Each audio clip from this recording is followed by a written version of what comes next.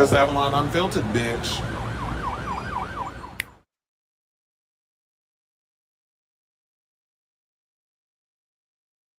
Hey everybody, welcome and happy Wednesday. It's your boy Chris Avalon, and welcome to a brand new episode of Chris Avalon Unfiltered, a show we basically talk about all things going on in pop culture and hot topics. So if that is a show for you, definitely stick around because we got a lot of tea to spill today, including we got to talk about Backrooms grossing $100 million in 6 days. Plus, they have some crazy competition coming this week because we got Master of the Universe, Scary Movie, all of that stuff, and what they're targeting in regards to their debut. That came out. Though these stories came out today. Plus, this John Wick spin-off Caine has already started shooting. We're gonna get into the cast of who's gonna be a part of it.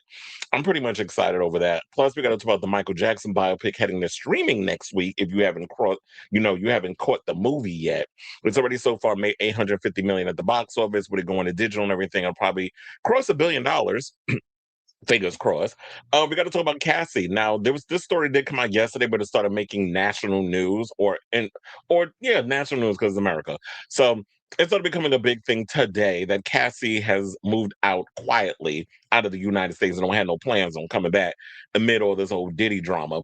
Plus, we got to talk about ASAP Rocky did an interview with Vibe magazine, which has now gone back to printing physical magazines after God knows how long they stopped doing that. Um, he talked about the pow-powing that had happened at the house with him and Rihanna and the kids, how it basically just robbed him of his peace and happiness. We got to talk about, speaking of peace and happiness, we got to talk about Shakira opening up about her breakup from her no good ass ex, Gerard Piqué. We also got to talk about Rupert Everett about how he ruined himself to pursue the perfect body, which probably plays into a lot of issues that a lot of homosexual men deal with in regards of obtaining this Adonis figure, body dysmorphia, that sort of thing. So we'll get into that team. Plus, there's a big old debate going on around Young MA doing an interview with Shannon Sharp, where she basically said that she dates straight girls and that they still like men, they just attracted to her. And then Shannon was out here saying, oh, well, you out here flipping the girls, to which she had to pretty much break it on down and explain to him like, no, I'm not out here turning people out and all this other stuff. And T.S. Madison said something similar a year ago to Nene Leakes. I have that clip. So we're going to talk about how the fact that y'all don't want to listen to the trans when they're giving the same message, but you're okay with getting it from a femme aggressive lesbian, or so like an AG, as we like to call them, or butch girl. But anyway, so we got that. Plus, speaking of butch, Jonathan Bailey said that he thought being a homosexual would be a hindrance to his career. And we got to talk about Drake Vaughn, the famous corn star, getting put in handcuffs because he put paws on his man. And I think I'm gonna show y'all a shot from a interview that he did with his man, who is in his 40s, and Drake, I believe, is in his 20s, early 20s. And I guess he put pause on this. Well, I can't say old because we in the same age bracket, yeah. But um, yeah. So apparently Drake got put in jail out in Sin City for domestic violence. So, and we have that, and we got to talk about the Stop That Train AI rumors. We did address a little bit. We glossed over it yesterday, like I was throwing it out there in passing. Well, apparently Adam Shankman, the director of this movie, has come out and basically said that it is BS that these rumors regarding the whole AI situation. Anyway, so we'll talk about that and a whole lot more. So, but before we get to those topics, I had to adjust that fan because I'm like, it's hot and I had it directly in my face and it's bothering my eyeballs. But anyway, so before we get started, if you could please do me a solid and hit that like button. If you are new to the channel, hit that subscribe button and also be sure to smash the notification bell so that way you know when we go live with a brand new episode of Chris Avalon Unfiltered. We also have super chats, we have super stickers. You can hype the channel, you can do all the things to make sure that this show gets pushed out there into the ether interweb ether. I was trying to come up with a way to hybrid the situation. Anyway, so let me see who's in the building. Robert's here. Hello, back from Costco, Olive Garden, and shopping. Can y'all believe if I told y'all I've been going to Costco like when I was growing up? I've been going to Costco for 30 years. Right, I've not realized that. So I've been doing Costco since I was a kid. which I find quite interesting. So I've been an avid Costco shop. I grew up using Costco, and it's kind of like become generational. My parents we always went shopping at Costco, getting everything by bulk. And then when I was old enough to start doing my own thing with the shopping, I do shop in bulk at times. Like I'll go visit my parents and everything, and I'll go and be like, "Can y'all take me shopping so I can use y'all card and stack up on some stuff?" Obsession. Backrooms. Michael will still hit a billion because it hasn't issued in Japan. Onyx is in the building. Is that Netflix? Yeah, it's out. It came out today. Documentary about the 2005 court hearing still coming out because they're still back. Yes, it came out today. I haven't gone over to Netflix, but I know that they said June 3rd was the release date, and today is June 3rd. So I'm sure it's look, y'all can go and let me know if it's up there. But yeah, it's supposed to say it came out today, which is why right on time I posted that story that I did on that backlash from last week. I posted the clips of that up this morning because I was like falling behind on stuff. Exactly. Bulk is a lot cheaper. And shout out to the Knicks. The Knicks is going to be playing tonight. They're out in San Antonio. They're going to be playing the Spurs. We need our lick back. So fingers crossed that they whooped the Spurs' ass because I believe that when they went to the finals the last time, they went up against the Spurs and they lost.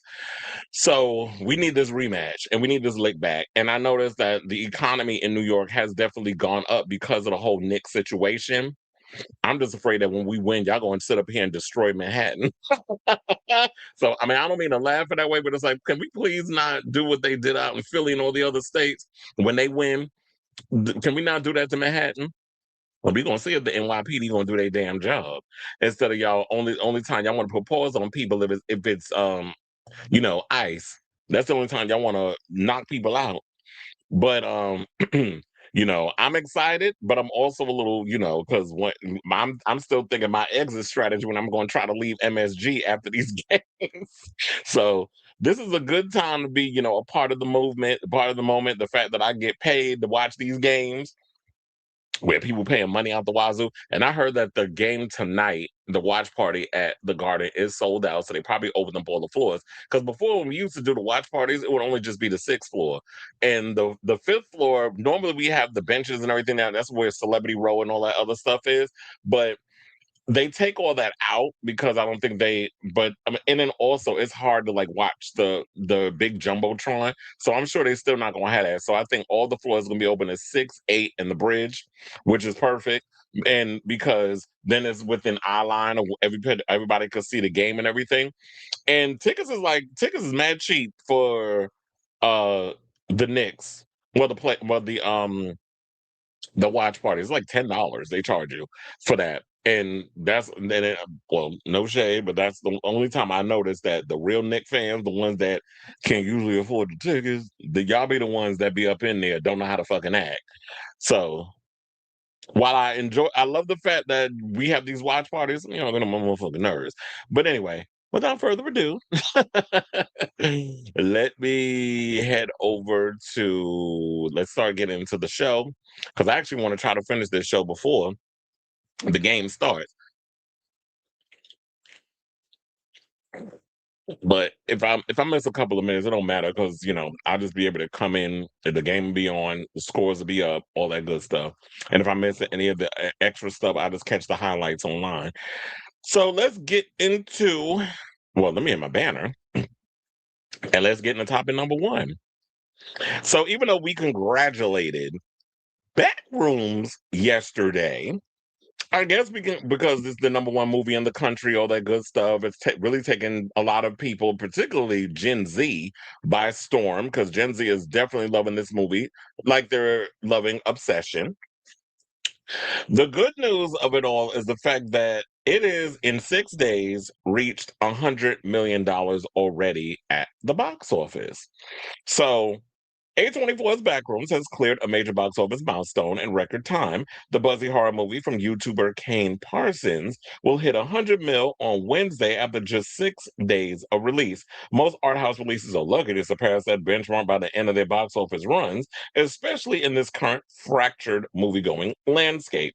Now, Backrooms ranks as A24's highest grossing movie at the domestic box office, overtaking the benchmark that was established by last December's Marty Supreme with 96 million. See, and when I said before, Marty Supreme, of course, somebody tried to say in my comments, "Oh, Marty Supreme wasn't a flop." Yes, the fuck it was. Number one, it grossed 90. Let me look up the budget on that.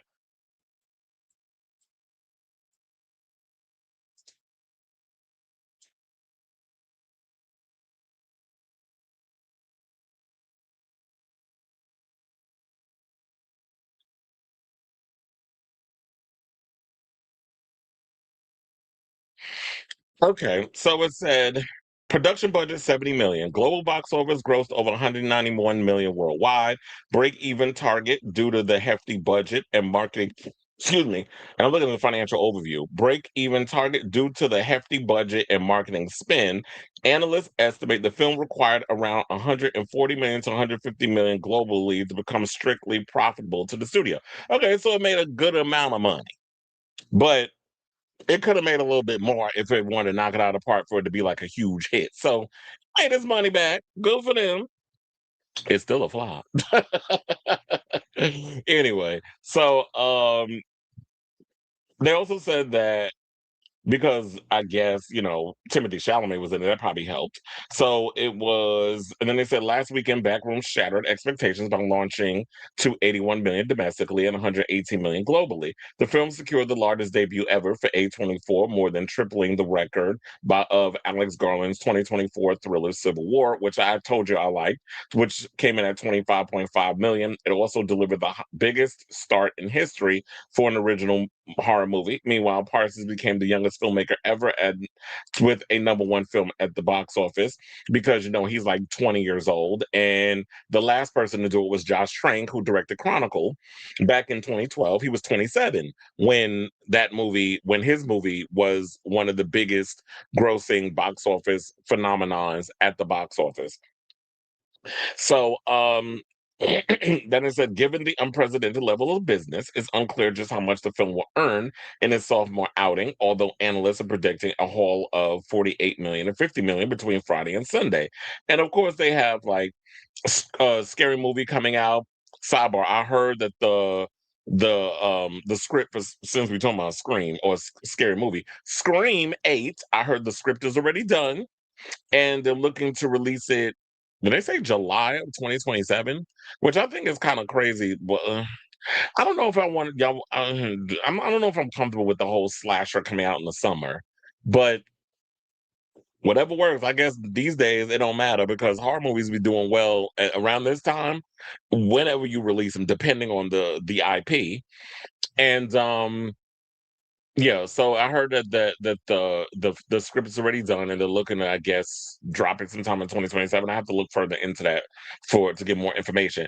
But for those who don't know what the movie is about, it's basically about a furniture owner played by Chiwetel Ejiofor who finds a secret doorway in the basement of his department store that he owns, and then basically it's just like these nondescript labyrinth of rooms that collects your fears, your memories, all kinds of things. And there's this evil entity that exists inside that I think is like the worst part of who you are. And it makes like these weird copies of you of your memories or whatever the case is. So it's like with him and then his therapist who actually has demons of her own that she battles. She had a schizophrenic mother who basically forced the child to be a recluse and kind of trapped her in the house. And it's just a lot of crazy stuff. The only thing I will say that I didn't like about the movie, that I felt like the pacing could have been tighter.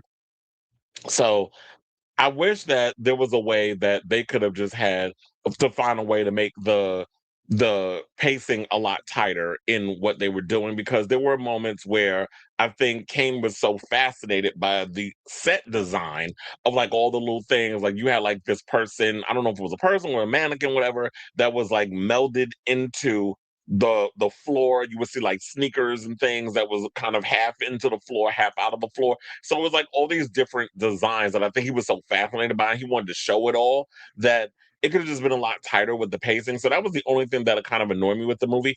Other than that, I relatively enjoyed it. I do feel like the third act kind of leaves you scratching your head a bit. But I feel like what that was is they're just trying to leave it open for the thing of, you know what? There's a plan to create um sequels to this whole situation, and they said that they're going to be doing that. So I think that's what they're mostly trying to focus on right now. So if you have not seen it, definitely go out and see Backrooms, in the words of Alyssa Edwards, that you see over here on my, what is it, my left? Yeah, my left hand side, because I'm like trying to remember the brain, flip it over on which side, that I'm looking at. So yeah, shout out to Alyssa Edwards. Somebody made, when I saw this, I was like, I got to post this on here. But anyway, so yeah, now speaking of box office, we do have the upcoming box office coming regarding, Scary Movie is going to be going up against this film as well as Masters of the Universe and I'm sure other films. So it's going to be a very competitive weekend that's coming up. So the movies is going to be crazy. We got the Tribeca Film Festival happening in New York. I was upset because they finally released more tickets for Madonna at Tribeca, and I was going to buy a ticket. The tickets is like reasonably priced, it's like 120. I think I saw one for like 125. I was going to get it. But then I realized I'm working the game two of the Knicks, so I can't go. So I'm just gonna have to just live vicariously through the people that got to go. So, and look, I know people like, you can just call off. Not with this. This is a historical moment. I gotta be there for that, for the game. But anyway, so what it says that we have a very competitive weekend, and they said the top 10 is expected to combine a 180 million plus, the second best 3-day frame of the year to date, behind the 3-day Easter weekend, led by 130 mil Super Mario Galaxy debut. And they're talking about, we got the Scary Movie coming out, and they said it will contend with another scary movie, but Backrooms is not that scary though. That's the one thing, because they keep going, oh, it's a scary movie. It's not really that scary. It has creepy moments, but it ain't scary. Now, Paramount and Miramax's R-rated scary movie is aiming for 45 million to 50 million with 3,400 North American theaters in its opening weekend. Paramount is offering a projection of 40 mil should ticket sales reach the higher end of expectations. Scary Movie will set a franchise record, a benchmark that currently belongs to 2006's Scary Movie 4 with 49.7 million, not adjusted for inflation. Exhibitors are bullish on the newest installment of the 25-year-old parody series, especially since horror and nostalgia have been fueling the box office. There's so much new material to spoof. Get Out, Weapons, Megan, Longlegs, Scream, and even Backrooms are among the targets this time around, since the last Scary Movie was released in 2013. Yet there's a ton of unexpected competition at multiplexes given the smash success of Backrooms and Obsession, two horror films that struck a chord with Gen Z. Um, but yeah, people don't realize is that you're thinking about that Gen Z may not go out and support this film. I do think that the nostalgia fans will come and that grew up watching it, but will go and support this film. But I also think the people that Gen Z will go see it because you can turn on any streaming service at this point. You can probably turn on Tubi and watch the Scary Movie films. So the kids of all generations have grown up with the Scary Movie franchise. Similar to same thing with Scream. So it's always available out there for you to watch. Now, Masters of the Universe, I don't know if I can say that. Although yesterday I was on Prime Video and I did say that they put it up there. So and I think it's because Amazon owns the rights, and Amazon is producing this new Master of the Universe that's coming out. But if you want to watch the Dolph Lundgren one, you can go to Prime Video and check that out. But at that point, it's like they already have their set fandom in there. I don't necessarily know if Gen Z cares enough to want to go see this film, so I don't think it's going to do all that well. Now, they do talk about Scary Movie brings back the Wayans brothers, Marla, Sean, Keenan, and Craig wrote the script with, well, Wayans, I should say, with Rick Alvarez, while Marlon and Sean co-stars Shorty and Ray for the first time since 2001 Scary Movie 2. They were forced out of the franchise they created by the Weinsteins and old demons. I can't stand the Weinsteins. You know what? As much as we've had so many great films that have come out of Miramax and that whole world, the stories that I've heard about the Weinsteins, particularly Harvey Weinstein, Bob was no saint either, but he wasn't to the point of the way his brother was. He was just a nuisance working behind the scenes. And when you hear all the stories of like the Weinsteins and how they would interfere in certain films and the scripts and how things were developed, I'm like, would y'all just like step y'all funky but looking behind to the side and let these people do what the fuck they doing? Like you didn't realize how much of an annoying they were back in the day until you hear the stories. When if you watch like a lot of those breakdown videos of movies that they produced. So yeah, so we have Anna Faris and Regina Hall come back. That we got, a lot of people, especially the guy that played Doofy. Wasn't he a killer in one of them? How y'all bringing him back? So it's just, um, I guess logic don't mean nothing up in these films. Whatever. I mean, it didn't mean anything in Scream 7 because there was nothing logical about that damn script. Now, this week's other major release, of course, is Master of the Universe: A Sword and Planet Adventure, based on the Mattel toy known as He-Man. That film, they said, is targeting a 30 to 35 million, start from 3,500 locations. Word of mouth will be key to the box office longevity and thus the financial success of Motu, which carries a hefty $200 million budget. So I don't know. Y'all probably gonna have to make at least 600 to turn a profit because a $200 million budget, that's crazy. But you know, it's just got a lot going against it. You have two in small independent horror films that are just dominating the box office right now. You have a Scary Movie coming out around the same time. Um, and there's going to be a lot more competition coming out in the coming weeks of different films. So you got a lot cut out for y'all over there at Mo2. And they've been trying to make a Master of the Universe movie since 2007. Now I'm sure that people who see it are going to enjoy it. I did hear that for Master of the Universe there are 3 post-credit scenes, so definitely stick around for that. There's I think it's a well, just notice that I was just trying to explain like how they were saying it. It's like I think it's one before the credits, one in the mid, and then one after credits. So there's 3 little small sequences that y'all gotta stick around for. And I'll definitely be doing that. So um this sounds like something. Well, you already know I'm gonna watch the movie when it comes out anyway, so I'm already there. But as far as everything else goes, I'm just like, look, it's a crazy climate out here in these streets, and everything ain't gonna be a hit at the box office. Now, I just feel bad because I really would love to see something like Master of the Universe, like have a universe, a multiverse to continue and have multiple sequels that people care about. But it just seems like it's an IP that y'all took forever to put out there, and the demographic that this should have been for. Like maybe if you would have made a Master Universe movie 10 years ago, I do feel like it would be a lick of difference. But they didn't do it. 10, maybe 15 years ago, it would have made a lick of difference. This waiting 40 some more years later, it's a little too late. And the demographic that cares about Master of the Universe, 9 times out of 10, they ain't going to the movies that the hardcore fans will go. But there's those who'll be like, I'll just wait till it comes out on the whatever streaming service you use or digital or whatever. Because a lot of the older people ain't really going to the movies. I like the theater and I like movies, so I'm gonna go. But so good luck to y'all out here in these good old streets regarding this whole situation. May the best, in the words of RuPaul, may the best woman win, or drag queen.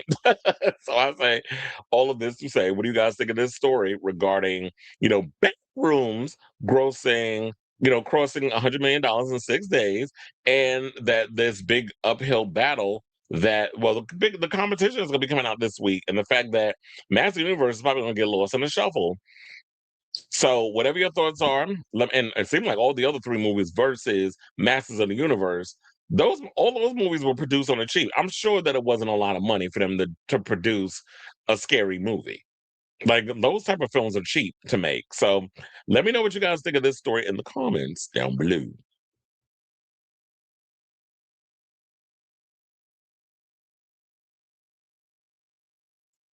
I always forget I gotta open up this other studio situation.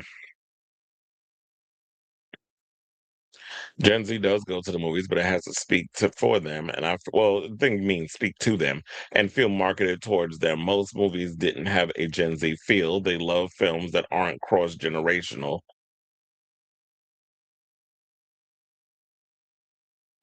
What do you mean, like that? Movies that don't have like Gen X would be into, or millennials, or boomers, or whatever the case is. So I don't understand the whole cross generational thing. I always want to know what each generation is interested in, but um that's just me. Netflix and others just cater to that. Well, Netflix is just throwing a bunch of shit up on their channel, and we're just hoping and praying that some of it's stuck. Like I just heard that Alan Ritson, I guess he gonna be staying busy because they just greenlit a sequel to War Machine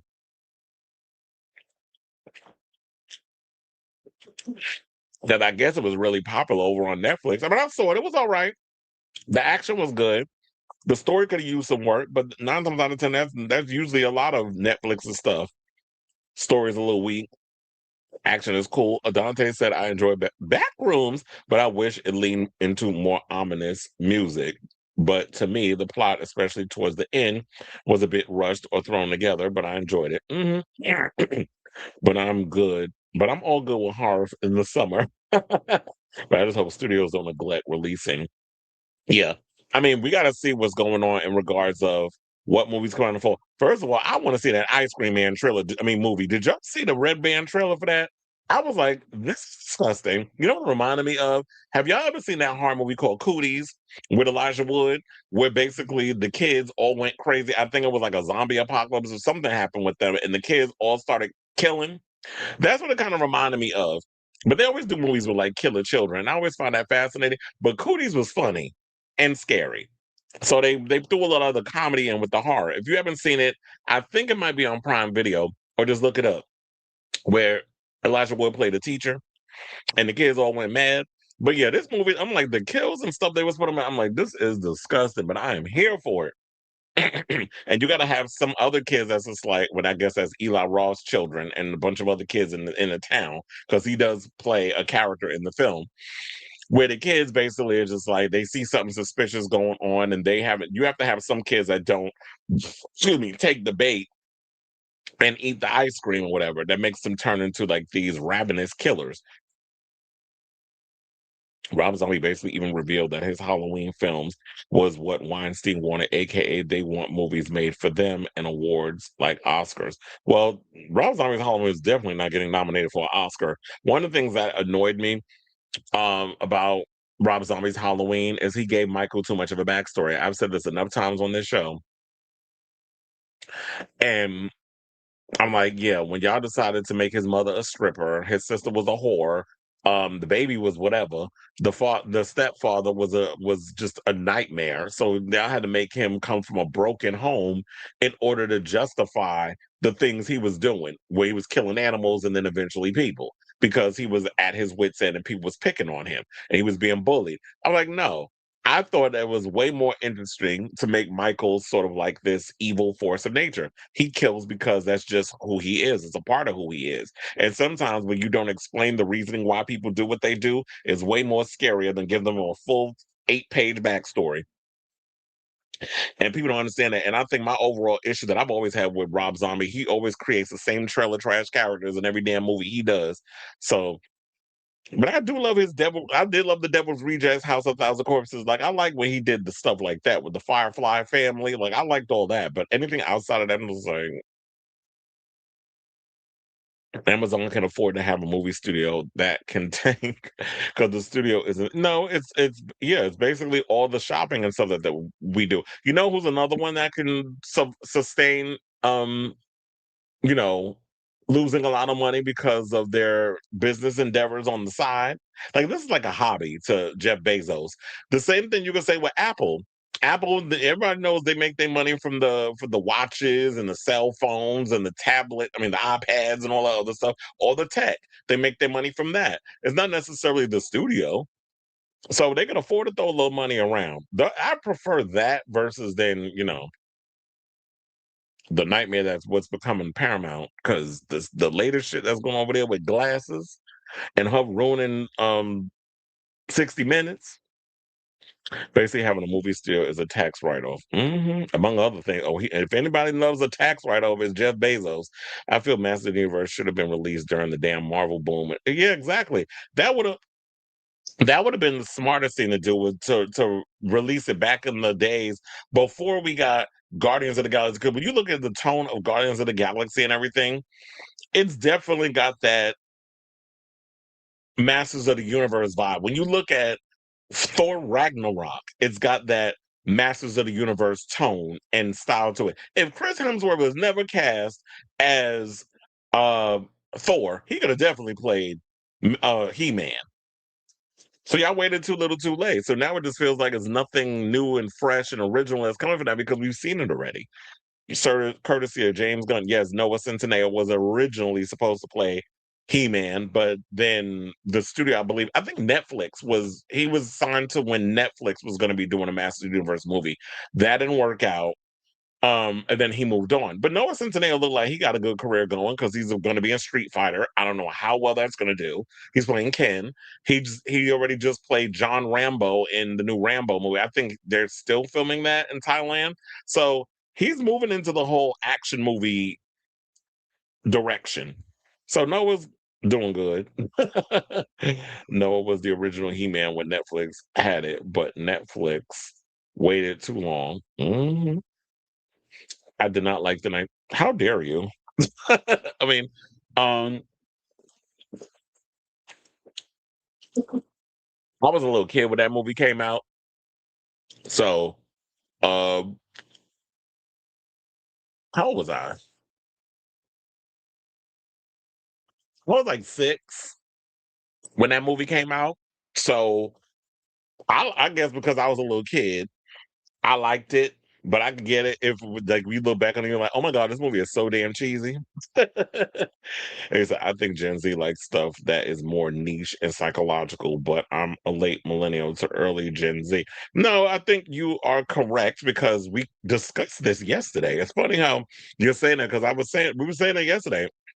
I do feel like they like things that are niche. That's something that speaks directly to them, and I do like that they're much like they're thinkers or they're people that want to get into the psyche and the psychological aspects of things that's going on, like trauma and things of that nature. So I do think that you are on to something in regards to that because I've noticed that a lot of the movies that they're resonating with is sort of like this whole mental psychological. Because look, and or things to do with trauma. Because if you think about it, a lot of Gen Z they've grown up in nothing but trauma. They grew up in 9/11.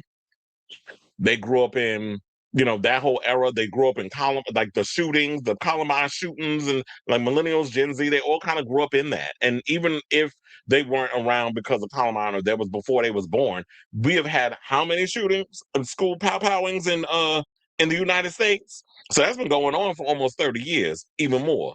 So luckily I was out of school before the school powwowing started, that I didn't have to endure any of that. So I was lucky that I was able to not that I wasn't caught up in that whole situation. But when you look at it, it's like a lot of kids, a lot of this newer generation, they've grown up in so much crazy things of trauma happening with our government and all other things where kids aren't even able to like survive and thrive and make money and put food on the table and put gas in their car and all this other stuff because we got greedy ass fucking um boomers and people of the silent generation, because Trump is definitely of the silent generation, um, where they're just hoarding everything, taking all the money, taking all the resources for themselves, and they're this whole and then trying to put it behind the guise of pull yourself up by your bootstraps. There is no bootstrap to pull yourself up from if you don't offer the opportunity for people to pull themselves up and do things on their own. Because no matter how many jobs you work, no matter how many hours you accumulate, or whatever the case is, it's still not enough for people to be able to pay off all their bills and everything and still have enough money left over that they could play with. You would think that that would be what you would want for the generations going on down. But when you got people that are just selfish and only think about themselves, of course, they're not going to think in the same way that a lot of us who actually have a heart and a soul think. From what I see, Gen Z is very much into psychological thrillers because as much as we are playing it as shallow things, that's probably also why that damn movie with Sydney Sweeney, The Housemaid, did well too. That was a psychological thriller. And I have to say, it was a psychological thriller and entertaining. So I definitely like that movie. We love film with suspense, but a level of critical. Oh, yeah. So you can't even get away with coming up with some stupid ass plot.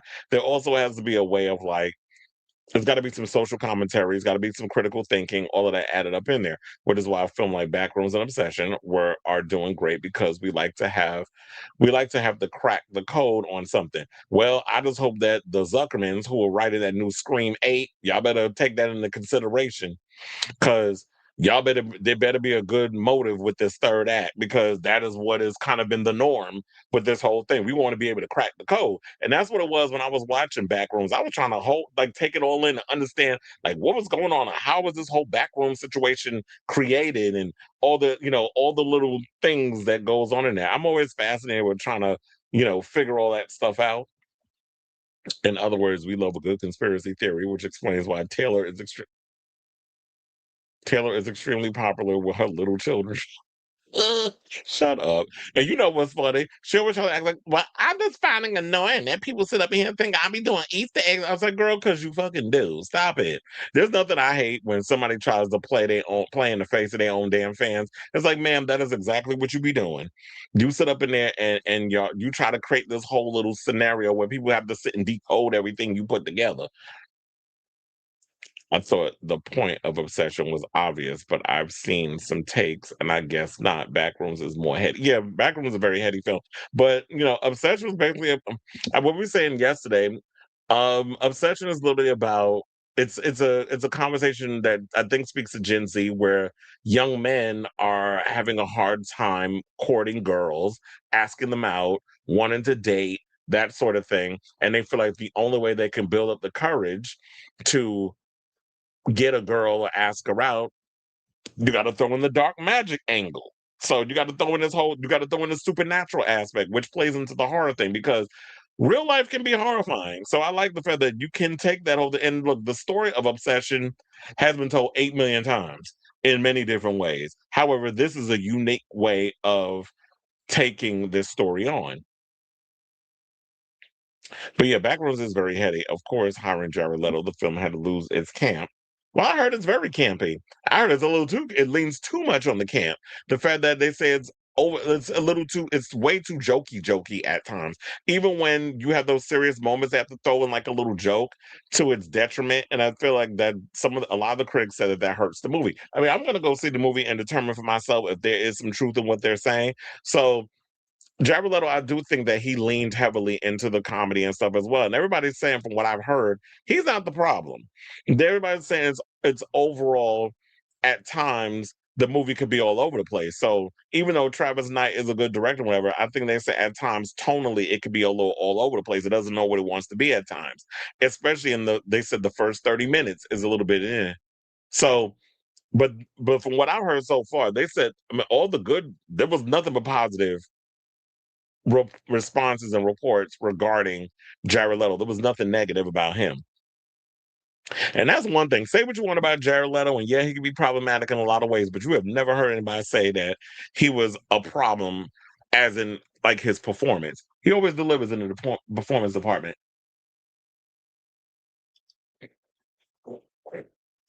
Anyway, um, I like the original for its flaws and all. Even Frank went in on Skeletor, where Jared went more serious. Well, here's the thing. If he were to go in and do similar to what Frank Langella does, he's going to be accused of being a copycat. It's always hard. It's like similar to the Joker. Everybody has to come in and do their own little version of something different than what that previous actor did. Jack Nicholson did his own thing when he was a Joker. Then it's like you bring in who was the Joker after him? I think the next Joker was it Heath Ledger? Which everybody was against. And then Heath Ledger came in with his version of the Joker, and everybody loves it to the point where he even won an Oscar. Then we had to get a different Joker, which was Barry Keoghan. Then we got a different Joker, which was Joaquin Phoenix. So there was so many different iterations of the Joker that you have to kind of take on where you don't want to repeat what the previous actor already did. So there's always that slippery slope and that fine line where it's like, yeah, you got to kind of take it. I mean, don't get me wrong. Frank Langella's Skeletor was kind of serious as well, but there was a sense of over the top campiness and gravitas with his Skeletor. I was 5 years old when 9/11 happened. Even though I'm not a New Yorker, that day still affected me and how I see this country. Our generation are quite more aware than a lot of boomers. Well, that's because y'all had to be aware. Whereas, everybody else is like, oh, well, this not, I can't relate to that because that was never up a time. But when you grow up in the midst of something, it becomes a part of your situation. I remember when it happened, I would get so many like conversations from people who were not New Yorkers because at the time I worked in a hospital as a telecommunications operator. So when people will call in and want to be transferred to certain places or like to a patient's office or whatever, or patient's room, what am I saying? Patient's office, patient's room. They were to give the kind of like the condolences in regards to 9/11 and all this stuff. And we're here for y'all in New York. Like we all felt united for a moment. Then when people went back to being assholes, once we went through the mourning period, I just like the original ideas. Backrooms and Obsession are original ideas in a world where we're talking about the recent film adaptation and sequel prequel film. Yeah, Gen Z voted for him, so I'm supposed to have sympathy for them because they felt for a lie. Yes, Kamala was horrible, but we would don't even get me started on that DNC report that they put out, that bullshit, because we can go on that too. But it wasn't just Gen Z that voted for. Overall, a lot of young men did vote for him. But now I heard that Trump's favorability with Gen Z men is at 12%. That report came out from CNN the other day. So well, it might have been because I watched Kyle Kalinske talk about it. I don't remember when he dropped that. It might have been yesterday, might have been a couple of days ago because I'm busy still trying to catch up on my politics. But yeah, they said that his favorability amongst young Gen Z men is 12%. So if that old fat funky motherfucker who's been missing in action for the past couple of days think that he could just roly poly his way up in Madison Square Garden and go sit up on that Knicks finals, that ain't happening, sir, because you're going to get a cavalcade of booze if you thinking you're gonna go up in there and then that people just be loving you. So this is what happens when you surround yourself with a bunch of yes people and people who kiss your ass and a bunch of deplorables who sit over here fucking each other's wives and male prostitutes, the same sex stuff that y'all be doing out there in Washington, keeping them OF stars and them prostitutes on lock and key and keeping them rich and you thinking that and doing the drugs and all other stuff and thinking that nobody's gonna go and you know you surrounding yourself with those type of people and then when you come outside that little bubble you realize you are not favored by a lot of people in this country, especially when everything is going up, which we knew was going to happen because if y'all actually read Project 2025, that motherfucker said he was going to do what he was going to do. The only thing he didn't say he was going, but he lied. Well, the only thing I will say that he went back on when he said he wasn't. He said no new wars, and we've been in quite a few since he's been the president. Would we really be thriving under a Kamala administration, though? We wouldn't be in a ring with Iran right now, but we would be living in a continuation of the Biden administration. Yeah, and also I do feel like we would still be. She would be up in here tap dancing real hard for Israel. Kind of like I just saw a video of, but I don't. But here's the thing: we're not. One thing you cannot say about her versus Trump, it would not be an equal amount of a situation that we would be in. We're way worse off with him in office than we would be with her. We could at least hold her feet to the fire and protest and stuff when it comes to the shit she be doing. This whole thing, the way he was going on with ICE and just not following all the laws that were put in place, and the Supreme Court doing the bullshit that they doing now, we would not be in a similar situation with Kamala in office if versus Trump. Trump, we are worse off than we've ever been. We have never witnessed anything like this before under this man. He is completely unhinged. We know the dementia has really overtaken his brain. He is rotting literally in front of our faces in 4K and in real time and in HD. And people are sitting there covering up. He in a good bill of health, but we ain't seen him in 6 days. Okay, sis. Like you said, I happen to hire nobodies to be Ghostface, hiring Ethan Embry and Anna Camp. I was like, these two are Ghostface. Well, it was so obvious when they made it them because they're character actors. I don't know, but I think we just need to dismantle the country. We need to get rid of both situations and bring in another party. But the problem is the Republicans and the Democrats like how things are. Democrats don't care whether or not if they lose. Republicans are going to continue to do what they do. They're a bunch of damn thieves. They're a bunch of liars. They're a bunch of grifters. They're, and all that stuff. So they're going to continue to do what they're doing. Then you have Democrats who get their little piece of the pie and benefit regardless, so that way they can continue to maintain their seat at the table. So they'll look the other way and act like they're going to do something to help us when they're not. And this is what the reality of the thing. So we definitely need other parties to come in to dismantle. Hence why they don't like a lot of these progressive Democrats that are coming in. The James Tallaricos, the Graham Plattners, who they are threatened by. The fact that they just and the pundits like Cenk Uygur and his nephew, Hassan Piker, who just been banned from the UK because they spoke out against Israel. And then you have Zoran Mamdani. How many some real anti-Muslim rhetoric that these damn Zionists be out here spewing in regards of him? Every day I see this shit, and especially coming from that horrible ass tabloid of a newspaper that I could just wipe my ass with at any given time, the New York Post, sit and post all kinds of bullshit, having a whole meltdown because he didn't go to the Israel Day Parade. But when they actually do something over there that's worth celebrating, then the mayor of the city, who they don't even particularly care for and have spewed so much anti-Muslim rhetoric against, why the fuck would I go marching y'all parade? I don't go where I'm not wanted. And if that's how y'all decide to live your life, you go ahead and do that. But I don't go where I'm not wanted. Because I work last time I checked, when you vote for a mayor, the mayor works for the people, and Jewish people, Zionists, y'all not the only ones that live in New York. We got Jamaicans, we got Haitians, we got Colombians, we got Puerto Ricans, we got Dominicans, we got an Asian community out in Flushing, other places, Chinatown. We have a melting pot of different ethnicities and backgrounds in New York. It's not just Jewish people. It's not just people who own, and then especially the ones that want to tap dance with Israel, because I'm not putting all Jewish people in here. I don't want people misconstruing thinking like I'm using it as a blanket statement. I'm just talking about the people that are just who act like they're the only ones who are the most important people in the world and fuck everybody else. That's not how we live out here in the melting pot of diversity that is New York City. So if they're going to sit up in here thinking that this is how things roll, you on the wrong side of history, especially in New York, which has become more and more progressive by the minute. Now, let me get off my political soapbox.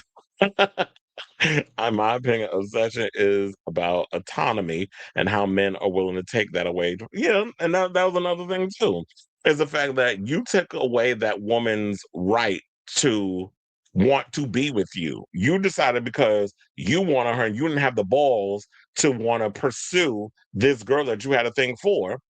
Like, you would have never known. If you would have asked her out, you probably would never, that'd be the moment be like, well, okay, so she's into me. So naturally we can go out and stuff. But consent, the ability to go out with this girl, you took that away from her. So now you're getting this other side, which is the dark side of the supernatural thing, because you've taken away this girl's right to want to go out with you. So there's a lot of that too. And there's it's conversation that we've been hearing a lot about with boys not being respectful of women. So it's like when you watch the film, it's like, okay, so who's right in this situation? He said, is it better for you as a YouTuber for us to hype the live shows or the individual bite-sized videos? I don't know, could you do both? I mean, the smaller videos, I do notice that they get more eyes and traction than the long form video. Because you have your regulars who are gonna always come in and just sit through the whole show. But then there's other people that just like they like the little clips. Type the clips. Okay, so Jared Leto can put on a great performance. Him in Dallas Buyers Club was immaculate, hence why he won the Oscar. Well, yeah, I do think that it is too late, too little, too late. That they waited too late to put out a He-Man movie. You get an A for Everett. I'm glad Travis Knight made the movie. He is the best. He is the perfect choice to make a film like this. However, I do feel like y'all waited 10 years too late to put this movie out. I'd even go back. Maybe we can go a little further back and say 15. It's probably like Mario. It's better off being an animated film than live action. I mean, I do like the whole idea of live action, but yeah, it's very expensive to do live action. Yeah, it's the same look, and it's the same thing you could say about Obsession. Obsession isn't an original idea, but the creative liberties that they took to make that same tale as old as time story work makes it work. Well, because his Joker wasn't good. That's why it was criticized. And if you notice, I didn't even mention his Joker. I mean, don't get me wrong, I like the look. I liked how he had the green hair and the pale skin and the grills in his mouth. I did kind of like that he had like this whole gangster vibe going for him. So I like aesthetically, I like the look. The performance though, it was like it's shortly after Heath Ledger. So I don't think we were ready to see a different and to differentiate his Joker was it was just difficult.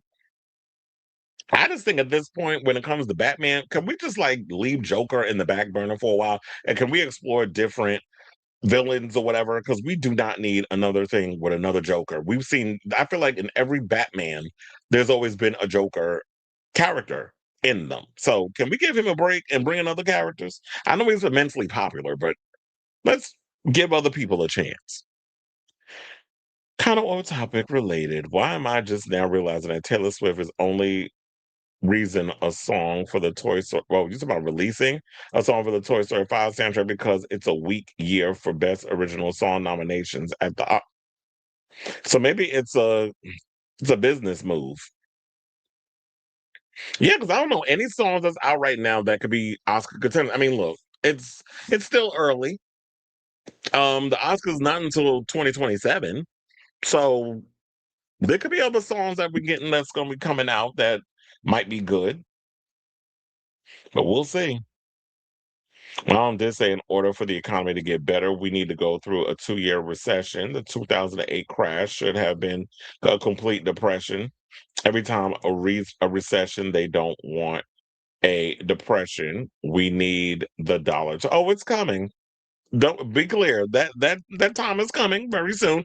And look, they I already heard the stories that we might not see $3 gas ever again until about 2032. So blame the fat fuck in the White House.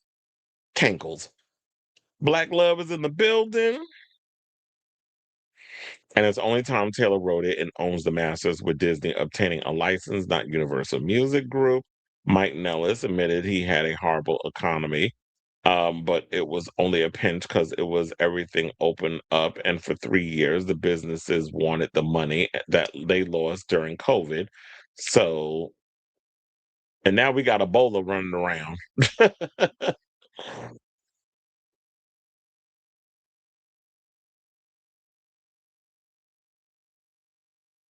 Like, okay, who isn't? Like they just like they were just trying to go in on Graham Plattner for sexting a bunch of women.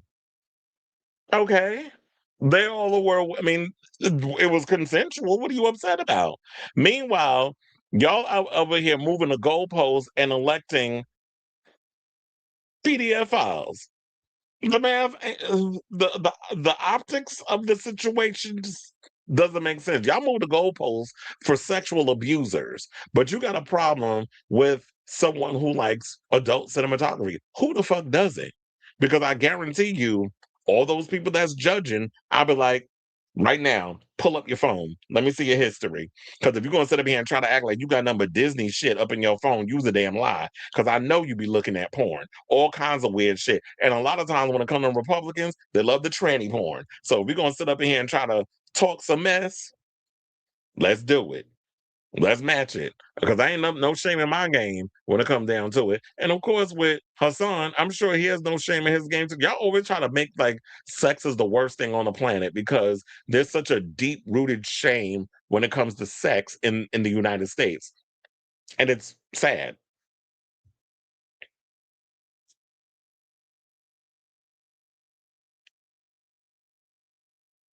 You say I like the tattoos. The damage face tattoo is kind of hot. I've noticed there's no Marvel film till December. Oh, don't even get me started on that shit. First of all, Disney, y'all can go fuck y'all. Y'all really trying to screw up y'all. The other day, what was it? That the Russo brothers, people thought they were going to drop the Avengers trailer, and they didn't. Instead, they did some shit with coffee. I'm like, what? I'm like, this is what y'all doing? Why are we doing a whole coffee situation and you're not gonna drop the Avengers Doomsday trailer? Because it was like, I think the anniversary of Avengers or something or another, and people were hoping that that was gonna come out. I said, child, at this point, I can give a fuck. Y'all drop the trailer, you drop the trailer. I'm not even that excited. Especially because we've been burned so many times by the MCU. So I'm not overly excited for Avengers. Now, if you drop the trailer, I'll comment on it. I'll respond, and maybe I'll get a little hype. But like I said, at this point, I just don't care. But anyway, we are almost an hour into the show, and we got to get to. Well, I did kind of combine the first two topics, so we got to get to topic number 3. Since we on the whole movie talk, I guess we can give a congratulations to Mason Thames, a name I was not expecting was going to be in a John Wick movie, but therefore, apparently he is. So, um, I don't know if y'all knew about this, but I mean, there's been a couple of spinoffs that they've been talking about they were going to be doing. We already got Ballerina. Now, don't get me wrong, Ballerina was a good movie. I love Ana de Armas. I thought she did a phenomenal job as Eve Macaro in the film. Lance Reddick, may you rest in peace. Even though you had your little piece, you had your scene and stuff in the film. He died, I think, shortly after he shot his scenes for that film, or it might have been, or was it John Wick Chapter 4?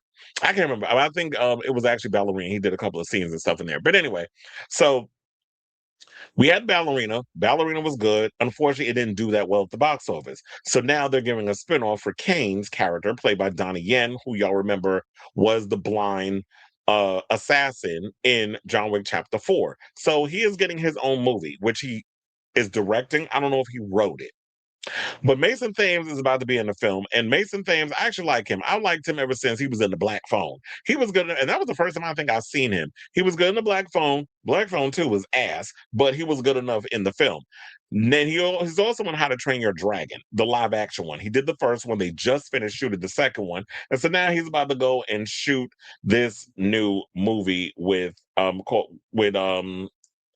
Donnie, and from the people that's a part of the cast, this got me excited. I'm a little worried because when it comes to the John Wick films, it seems like y'all don't particularly care for it, the franchise, unless Keanu Reeves is in it. And yes, there is a fifth one coming, even though they kind of insinuated at the end of John Wick 4, spoiler alert, that John Wick is dead, even though we all know he's not. But according to the situation, he did. So Thames joins Donnie Yen and Rina Sawayama, who y'all remember. She was in John Wick Chapter 4. She played Akira. She played the daughter of oh my god, what the hell is his name? The actor that plays Scorpion. I mean no, he was Scorpion in Mortal Kombat.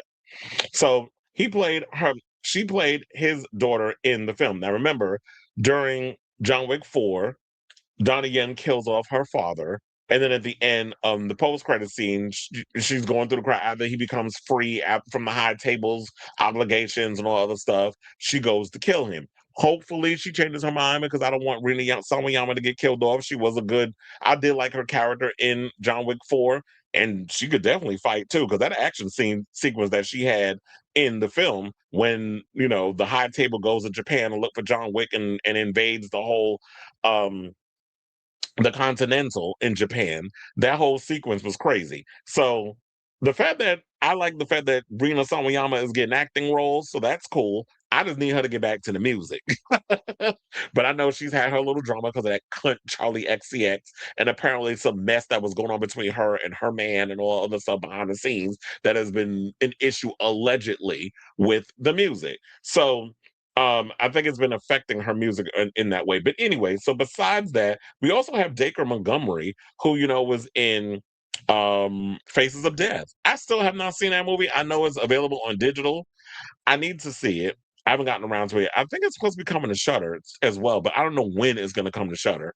I actually want to see it before it comes to Shutter, but nevertheless, he is in the film, and I heard the movie was good, so I haven't gotten around to that. Now, Caine will be shaped, excuse me, by Yen's signature approach to acting, movie making, action filmmaking, sorry, blending precision choreography with emotional storytelling, and evolution of the style he pioneered in films such as Ip Man, Flashpoint, and Hero. And I have to say, all those movies I absolutely love because I'm a big Donnie Yen fan anyway. Now, Thames' role and the log line are being kept under wraps. The new film will continue Yen's story arc following the events of John Wick Chapter 4 as Caine has been freed from his obligations to the High Table. The film is now in production, produced and creatively overseen by John Wick franchise producers Basil Nyawek and a whole bunch of other people.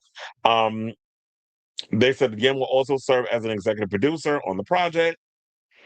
And they also said that speaking of Keanu Reeves, he is going to be producing with John Saunders. And I believe that also the person that's going to be producing it is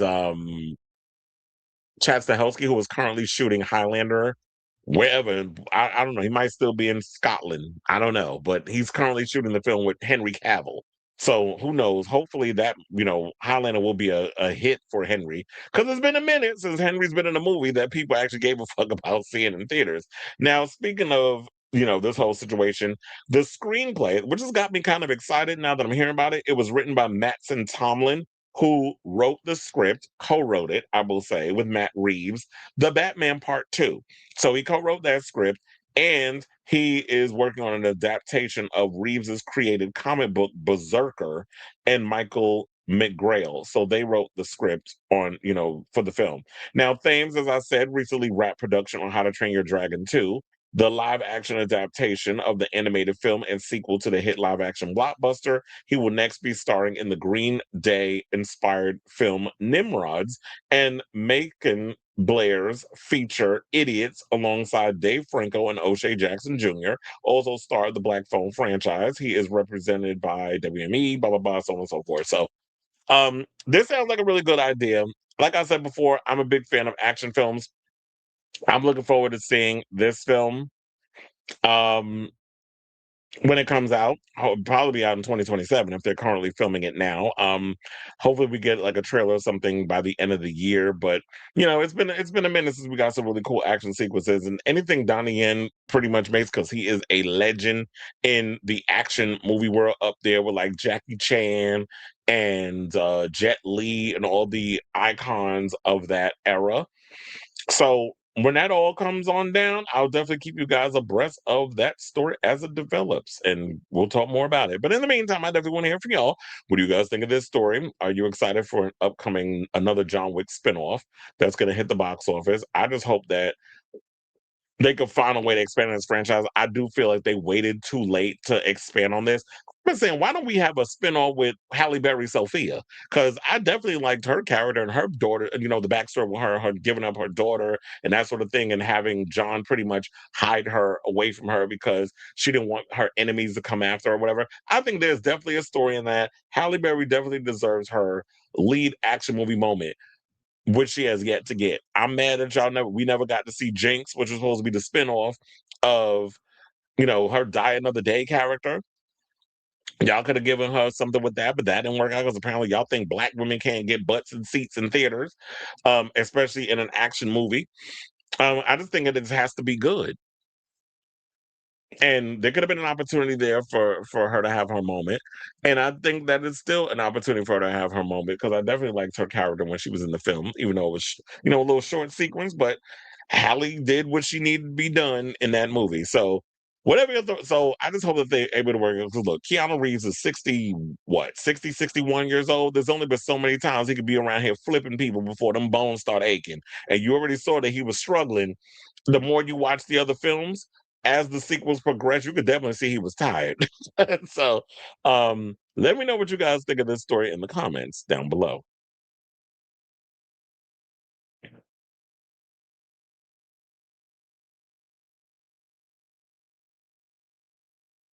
Tomorrow, Madonna is going live on Grinder and on Pride 365 Radio to premiere Love Sensation. Rena be MIA. I think she has label trouble, unfortunately. Well, she needs to ask them to get her out of her contract and use her acting coins to you know, support, like financially support her music. They need to let John Wick go. Lord, what happened to the ballerina? Anna know her little ass can't fight. That is not true because she was definitely kicking ass in that movie. And one of the things I will say that I liked about Ballerina was the fact that, and this is what I like about 8711 Studios, they don't try to make women do any unrealistic stuff. They make it seem like, and they even say this in a scene in Ballerina, which was like, basically fight like a girl. You think that because this man is bigger or whatever the case is, that a bigger, stronger, faster, whatever, that he's just gonna just beat you up or whatever. You have to cheat. You got to do things, and they would scratch their eyes out, kick him in the nuts, do what you got to do, like pick whatever you can up around the room and use it to your benefit. And that's what you have to do as a fighter. You can't expect a woman to do the same things a man does because we're different type of genders. So I like the fact that they, as a fighter in the film, they made her so aware, like, yeah, she's smaller or whatever the case is, and this is what you have to do if you're in those situations, how to get around to beating somebody that is bigger than you or taller than you or whatever. So that's what made it believable. So, and Anna definitely held her own in that movie. I mean, especially I knew that she had the ability when she was in that last James Bond movie, which was shit, but she was good in it. I don't think Charlie has anything to do with it. Maddie being the bigger star at the label might. It could be. Hmm. Charlie XCX played into Rena getting shelved. I'll share the video. It makes Taylor Swift the winner because Charlie being married to George is like gonna side with Maddie, even though Rena was telling the truth. As an Asian person, Maddie is racist. Hmm.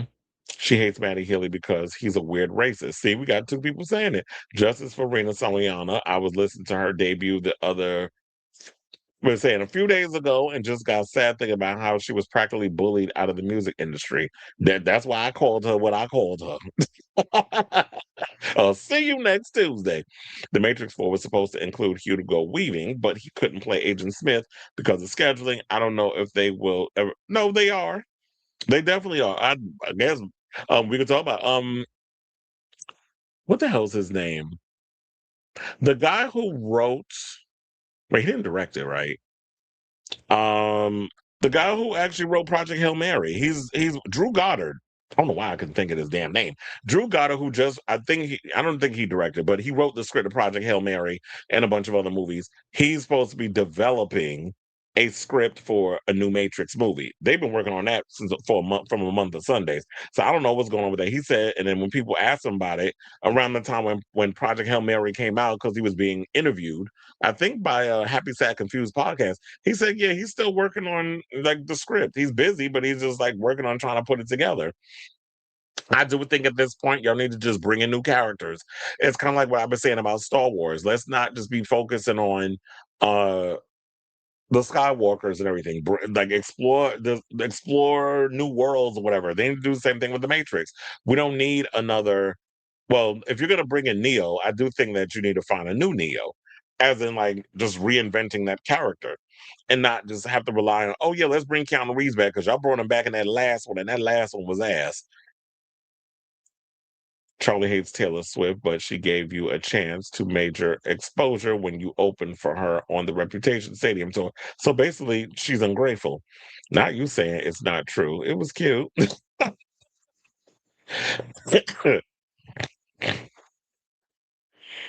He said, yes, they told her ass to cheat. Yeah, exactly. Look, fighting ain't fair. You got to do what you got to do. Speaking of which, I was watching these homosexuals fighting on. Did y'all see that video that went viral of this little Spanish child run up there calling two black queen? Well, they was Bush queens, the N word, and how they was fighting. They was doing that. That boy got his ass rocked, and then his friend getting up in the dude face. The black dude face, talking about stop, stop. No, you need to get your friend, sir. And they knocked his ass to the ground. But he was like looking around like he was blind because he knocked his glasses off and he hit that floor. I'm like, damn, this is why y'all gotta watch y'all mouths and y'all gotta watch what y'all be doing. Like, how you gonna bump him Damn, I wish I had the video. I could show y'all. He bumped the kid, bumped the guy, and then he calls him the N word. I said, y'all better watch your mouths. And got his ass whooped. What do I think of Atomic Blonde? I saw that in the movies. I like Charlize Theron in it. The fight sequences I enjoyed. The movie dragged to me a lot of times. It's a pacing issue for me with that film. But I like the music because it was very 80s centric. I think because of course, the time. I did like some of the twists and turns, except especially with James McAvoy and all that other stuff. Charlize Theron, I can watch her in anything if it's action. She definitely is a good action star. Um, and yeah, the pacing was a problem. And I love my favorite sequence is that big extended run on, like how they edited to be like this big long 12-minute action sequence. That's like one of my favorite scenes. It's a standout. But David Leitch has always been hit or miss when it comes to his movies. He said, I could debate you, yes. Who said you couldn't? And he said Charlie also has tension with Slater because of their child. Quiet as it's kept, Slater got better music. Fan base is going back and forth in 2017. Slater's fans leaked XCX World, and then Charlie scrapped the whole album. So I love Charlie down, but she a pain in the ass. I will say, Chris, you know the debate without getting so in your feelings. Some of these YouTubers, yeah, I don't know why they see things because they want everybody to agree with them. Me, I don't care. I'm like, if you got a difference of opinion, bring it on, but come with the receipts. Now, okay, I can see maybe you got a point. I don't want to admit it, but you probably got a little point in there somewhere. So, damn, I don't even remember where I saw it. Wait, hold on. Let me see. Is it in would it be in my Instagram stories? Hold on, let me go over there.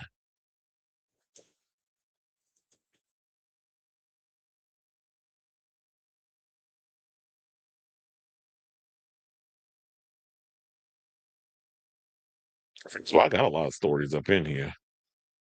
Mhm. No, it's not gonna be in there. It probably was in there yesterday. I don't remember. Uh-uh. Not somebody copying off of me talking about life short, be a hoe.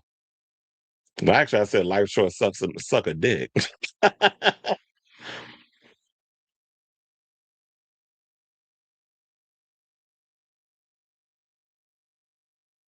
Why the fuck was Noah Schnapp at a what was it, at a Bad Bunny concert? Trash. I was like, hopefully, I was hoping. Child, RuPaul's in New York. Oh yeah, he promoting that movie.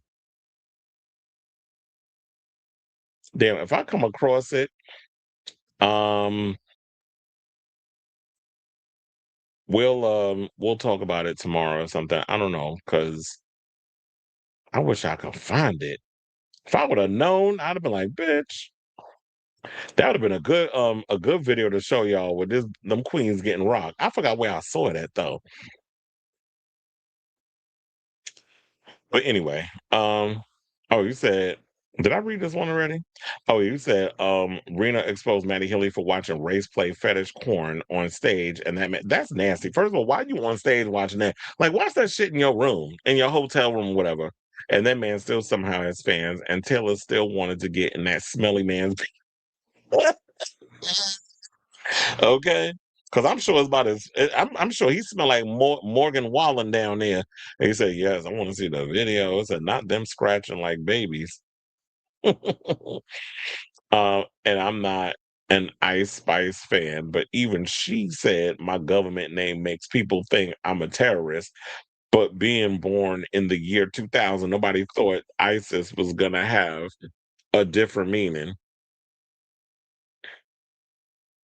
First of all, Ice Spice her music is trash.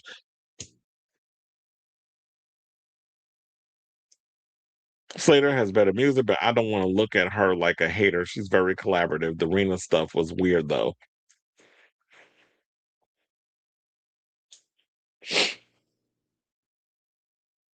I was like, wait, what do you mean by she's very collaborative? You talking about like in regards of creative? Well, she said she's a girl's girl, unlike some of these bitches in this industry.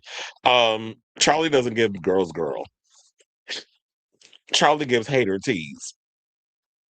That's what I get from her. It's like we like the music, but just don't talk. That's what gets me. It's like, girl, please don't talk. Because when you open your mouth, you sound ungrateful, you sound condescending, and you're mad annoying. But anyway, let's get back into the show and let's talk about Michael Jackson. So yesterday we talked about the fact that Obsession was supposed to come out on digital, but because it's the first film in 44 years since E.T. to actually see an uptick in viewership and money. Because normally, as the weeks go by, you see a drop in viewers in the movies or who's going to go see the film. But no, the number's been going up, so it's been an uptick for Obsession. So Obsession's doing well at the box office. People are going back. It's word of mouth. People are bringing their friends. They're going to see it 3 or 4 times. So it's definitely good for the movie industry, the economy, all the film economy. All of it's booming. That's great. But Michael been out for a minute, and Michael has made all his bones or whatever. I believe it's made about almost $900 million. So it's going to make its billion. It's going to cross a billion because it hasn't been released in Japan yet. So next week, if you still haven't gotten around to Mama Say, Mama Sa, Mama Kusa your ass to the movies, you can just wait till next week to go see it in the confines of your living room. So, according to Forbes, directed by Antoine Fuqua, Michael opened the theaters on April 24th. Jafar Jackson, who is the son of Jermaine, greasy-headed ass, and nephew of the late pop icon, plays Michael Jackson in his teen and adult years. The film chronicles the life of the singer as a 10-year-old, played by Juliano Valde. And I should say, that young kid was excellent as young Michael. And I remember reading a story over on the Daily Mail. Finally, they came up with a good story that wasn't trash, because normally they're a trash rag over there. But they told this story about the actor Juliano that played Michael, the stuff that he went through growing up, how his cousin, I think, was a real big bully and almost tried to unalive him and stuff because I guess he was small or whatever. So he was heavily bullied as a kid and went through a lot of crap. I think even his mother sued her own sister and won some coins over the way that her bastard ass son was treating her child. So I don't think that Thanksgiving ain't been the same since. But nevertheless, the kid had a crazy backstory, and he was a huge Michael Jackson fan. Ended up becoming Michael. He was definitely a highlight and a standout in the movie. And yes, Jafar definitely did his thing as well. Y'all already know my issue with the movie was we didn't really get to see the man behind the man in the mirror. The man.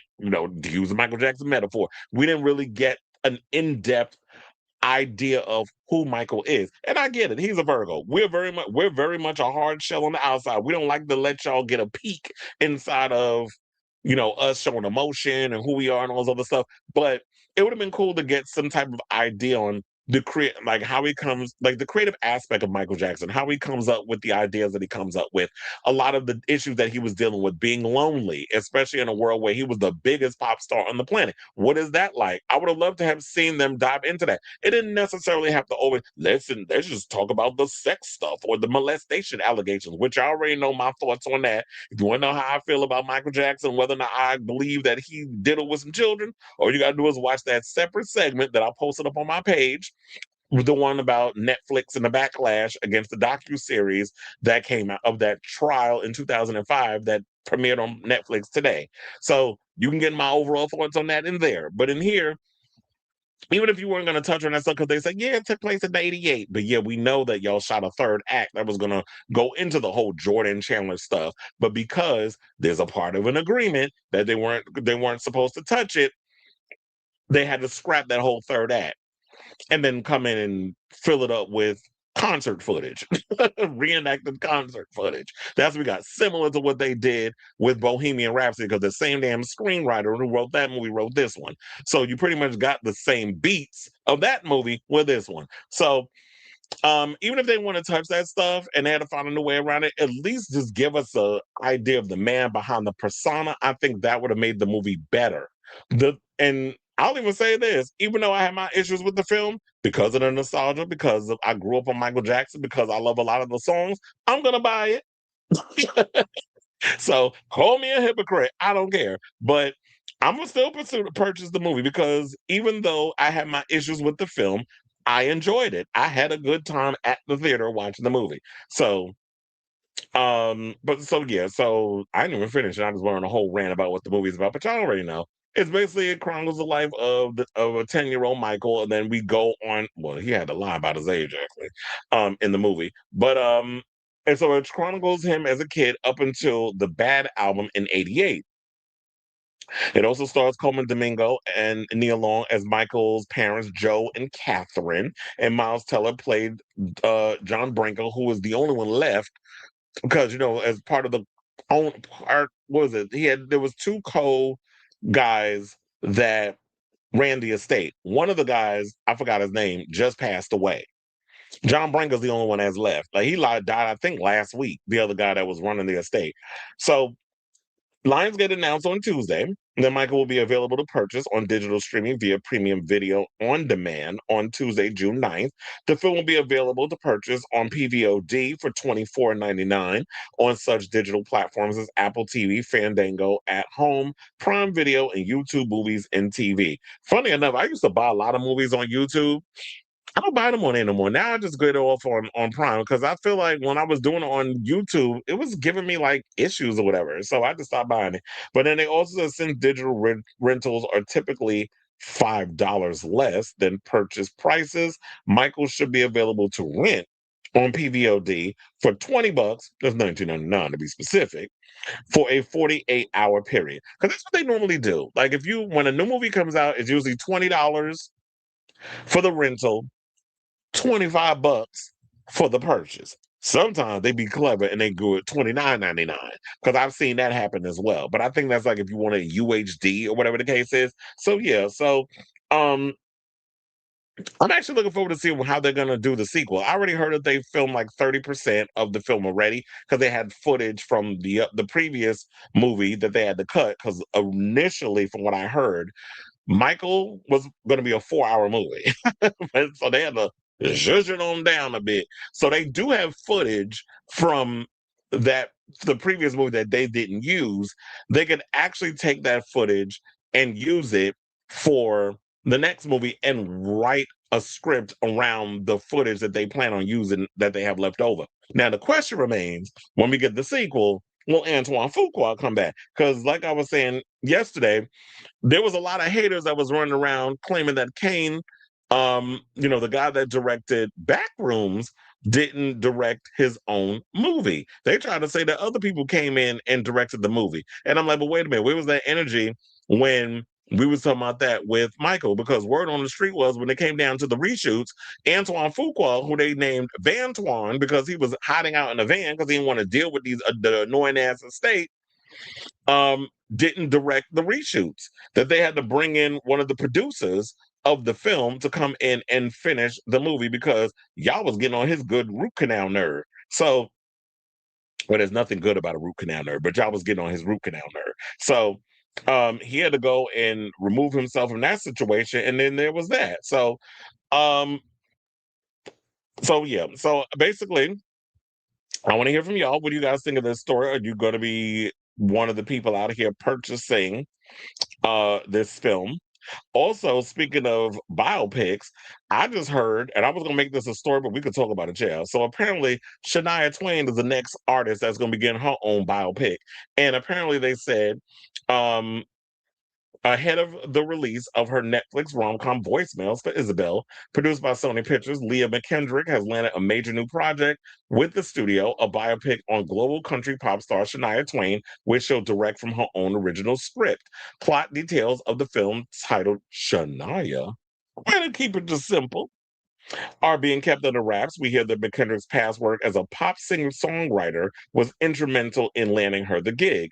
Twain will produce alongside Amy Karp. Jessica Welch penned the previous script for on Twain for the studio. The project is just the latest major music biopic for Sony, which released Whitney Houston, I Want to Dance with Somebody, through TriStar in December of 2022 and is behind the Sam Mendes forthcoming Beatles a 4-film cinematic event, which I forgot to mention.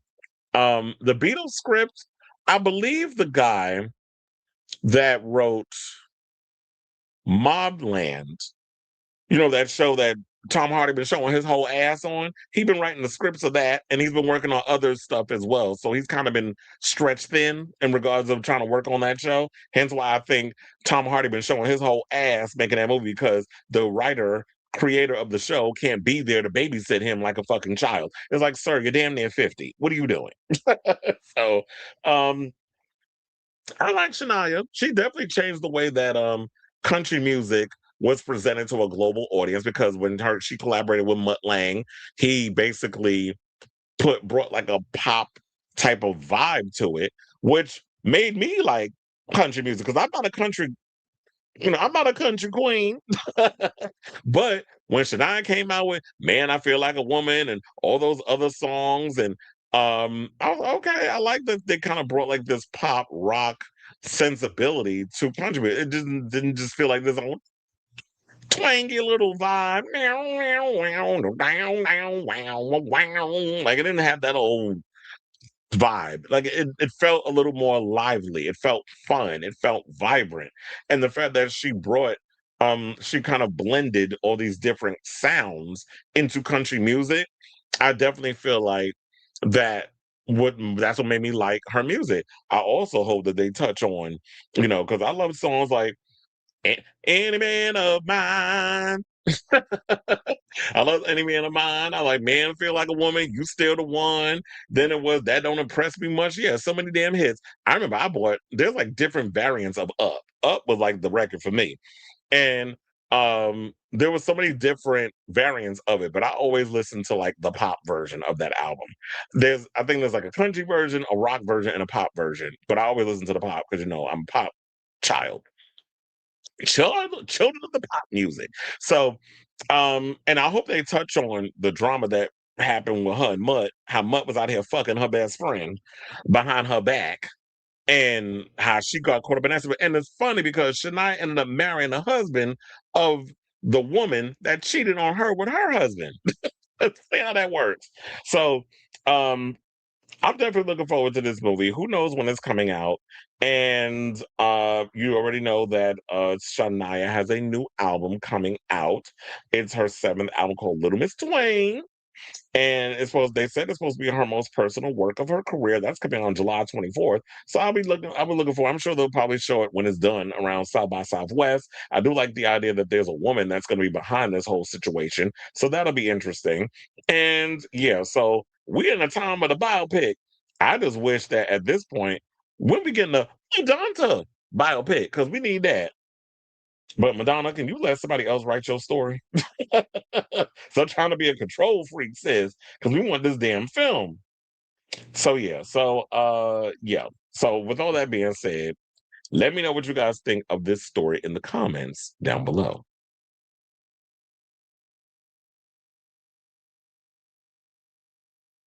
I was like, what is going on? There's a story in here that I'm looking for, and I just cannot find it.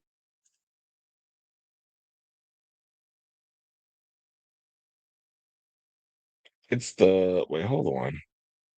I want to reopen my website because I'm like, where is the damn Cassie story?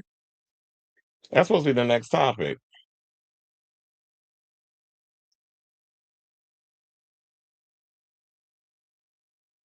I just had to do a whole refreshing. Also, I have to say, we'll definitely talk about it next week, but I'm looking forward to Pink hosting the Tonys. She's been doing interviews and stuff about it. So I'm looking forward to that when that happens. But anyway, let's see what the people are saying over here in the comments. Now that I had to do a whole refreshation situation. I sent a video needed to share with the class. It's a message to Linda Perry and other people saying I got the perfect Madonna album. Hold on. Why do people be calling me? Not you like making that cash save. Wait, hold on. Oh, you say you sent a video.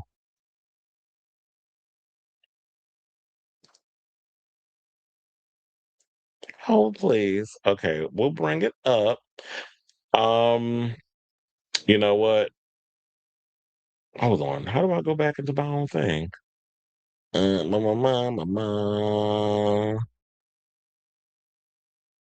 Wait, how did I all of a sudden forget? I'm having a brain fart. Oh, I'm like, wait, how do I go into my own thing? Okay, we're gonna have to ask, the gods listening to clip this that I'm about to bring up because we're gonna talk about this one. Hold on. Share the screen. I almost forgot how to do my own damn show. Why is my sister calling me in the middle of my show? But anyway, we got it on the thing. Okay, we got it. And let's get into our little topic, and we will come back and we will talk. Please hold.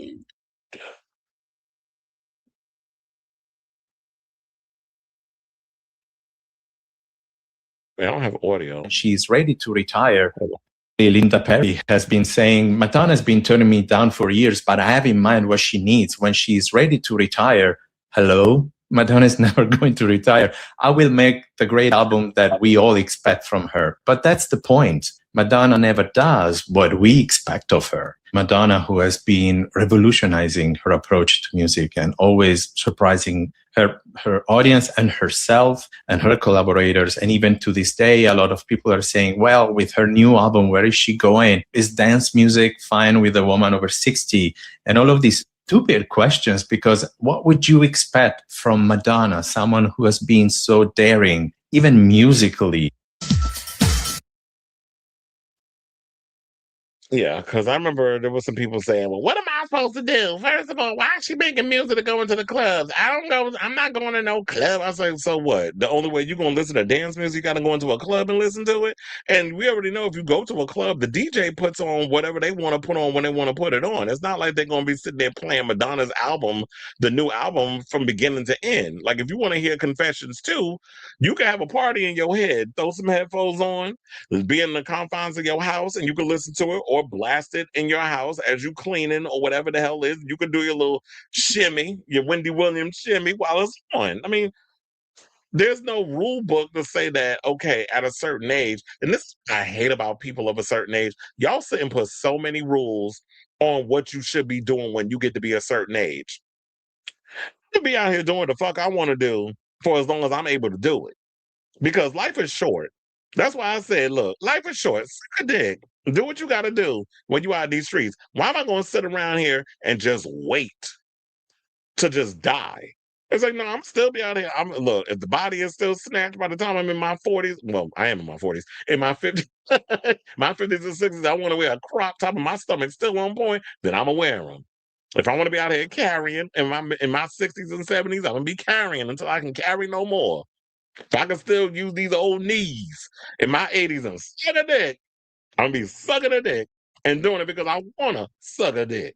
So I hate when people sit there and put rules or whatever. And Madonna at 67, if she wanna still be up in here dipping it and doing it in the clubs, then she could do that. And my thing is this: people do not understand the history and the root of house music. House music was not only just about the oops, oops, oops, and then you just shaking your ass up in the club and sweating out your perm. That wasn't what it was always about. House music is also about resilience. It's like when the world and everything is going against you, you go to the clubs and it just makes you forget about the negative things you got going on in life and forgetting your problems and leaving all your inhibitions and everything at the door. It's the one place that you feel that you could be amongst so many different people. And this is the era of before things started to change up in the clubs, where you could be on the same dance floor with the homosexuals, with the straight people, with some Latinos, with some black folks, with some women, with all different races, colors, creeds, genders, whatever, and it was not an issue. This is what she's trying to bring that whole vibe to. It was very euphoric, it was very liberating, and that's what dance music and house music is about. It's about liberation. It's not about just, you know, I'm shaking your ass to a beat. It's so much more deepness that goes to dance music. And that's probably why I'm a house head. That's probably the root of it. So I'm like, I'm gonna clip this. So we're gonna have to clip this clip and put it out here later on because this was a word. Anyway, where we going? Because we got both stuff to get to. Okay, you said, Lord, not fucking ET. This is a gag. Hollywood know they wrong. Sis, it was cute, but I seen better. Okay.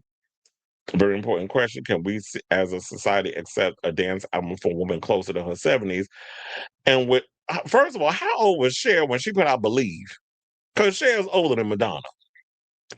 Amid with Linda saying just Madonna and a guitar gonna make that out. Well, first of all, Madonna does use a guitar when she's on tour, and that's for certain songs. So you clearly don't be paying attention to her when she do her music. You just described what Melissa Etheridge makes, and you sound like not a fan. Well, they're both lesbians, so they got that in common. But quiet as it's kept, Madonna worked with Sophie on Bitch I'm Madonna a year before the Vroom Vroom EP. So Charlie copied Madonna because she did Vaporwave and Hyperpop first. But she don't know the history of what she's talking about. So it's not coming to streaming free. No. Well, when the stuff first comes out, it'll never be free. You got to pay that money. So you get the VOD first, and then maybe in a couple of weeks you get the streaming. Like last week, literally, Scream 7 just came to Paramount Plus. So, and how long has that been out on digital? Yeah, John McClane. I couldn't remember. I don't know how I couldn't remember that name. John McClane. That's what Bruce Willis played in Die Hard. Speaking of which, I heard rumors going through it with her baby daddy. We'll probably talk about that tomorrow. Who executive produced Control by Janet Jackson was the guy that lied to Joseph and Catherine. She wouldn't be sassy or rowdy. Catherine said in her Driven album, I didn't like her music. Well, you're a hater, Catherine, because Control is a fabulous record. Speaking of movies, did you see Is God Is? No, I have not, but I can watch it because it's on VOD. It came out yesterday. Is God Is? I can watch it at home. I did think about renting it. Um, I did buy They Will Kill You though, because I did love that movie. But um, I gotta take a little break on buying stuff because I went a little crazy today. I spent over $100 on stuff, shoes and clothes and all that other. So I was like, I gotta take a little easy on my wallet until payday, which is actually tomorrow. So that's why I wasn't that upset because I'm like, I get paid tomorrow and then I get paid again on Friday. Cause I did. Like you said, too sassy and full of spun. I'm more of a fan of my son because he definitely thought of, will my mom like this?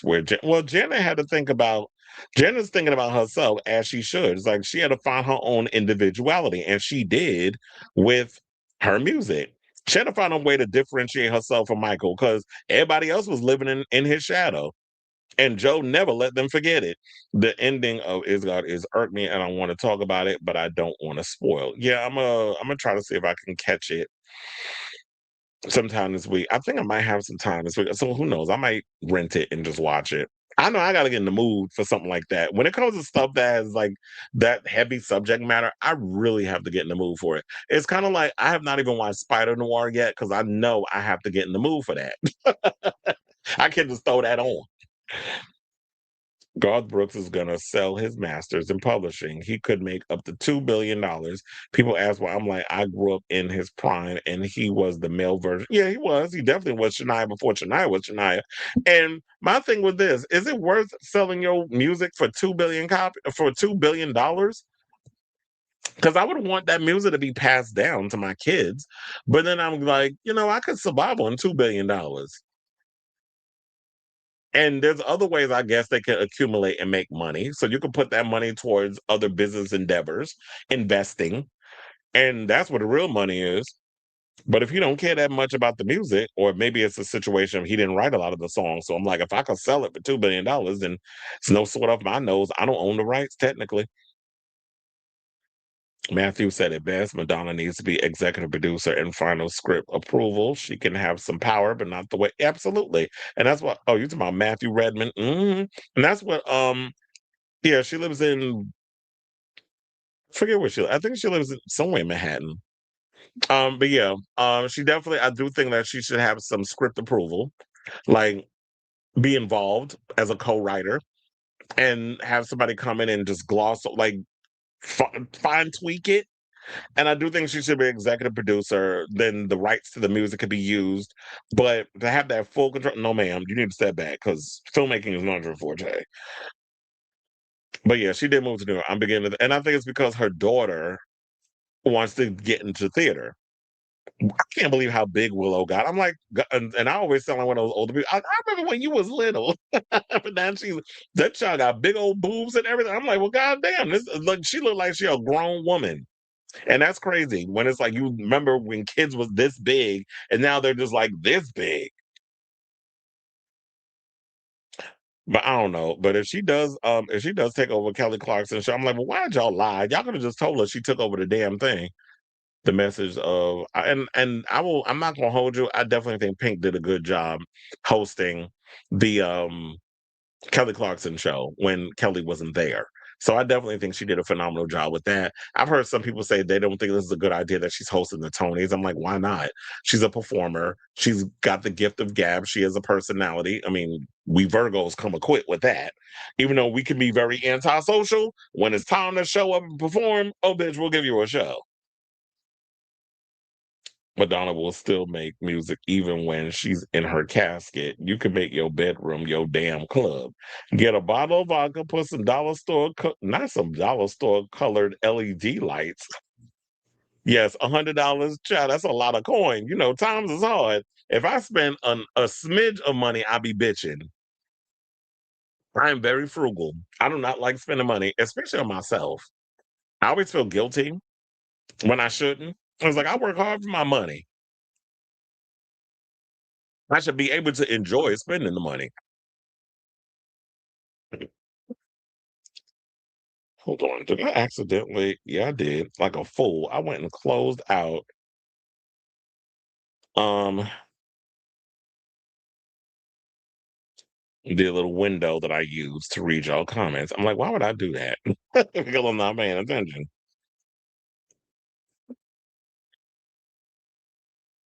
All right. So now let's get back into some more drama. And let's talk about Cassie. So yesterday we talked a bit about the fact that Daphne Joy, I think is her name, decided to do a whole grifting situation because apparently an S tape that she did with another adult performer and the diddler who was clowned over his micro dingaling had surfaced online. She said that apparently somebody leaked the video, but then she wasted no time doing a whole Q&A so she could ride the wave of all this attention. And so, of course, with Cassie being the center point of all the what happened with Diddy and going to prison and all this other stuff, now it has come out that Miss Ventura no longer lives in the United States because I believe one of the performers accused her and Diddy of drugging him. He filed the suit, and that's when they found out. I was like, yeah, she no longer lives in the United States. So that's how that tea came out. So Cassie has revealed that she is now living outside the United States and does not plan to move back, according to a court declaration filed on May 1st, 2026. So literally a month ago, we're just now finding out about it. The declaration reviewed by Complex states plainly, I reside outside of the United States, and later adds, I do not intend to move back to the United States. So you can send all the goddamn lawsuits you want, sir. A bitch ain't coming back into the US of A in Timor. What you saying? So the document also stated that it would be significantly more convenient for Cassie to travel to New York, where her legal team is based, instead of flying to California for any matters regarding the case. No additional details regarding Cassie's current place of residence was made available via the docs, and at the time of publication, TMZ was first to report. And I got this from Us Weekly, by the way. So they said that they reached out to Cassie's spokesperson for comment and hasn't heard anything back. Now, news of Cassie's relocation comes 1 year after she took the stand. Damn, it's been a year already. Jesus, time flies. Stand and did the Diddler's highly publicized trial in September of 2024. Diddy was indicted on charges of S trafficking, racketeering, conspiracy, and transportation to engage in prostitution. He has vehemently denied all accusations and pleaded not guilty.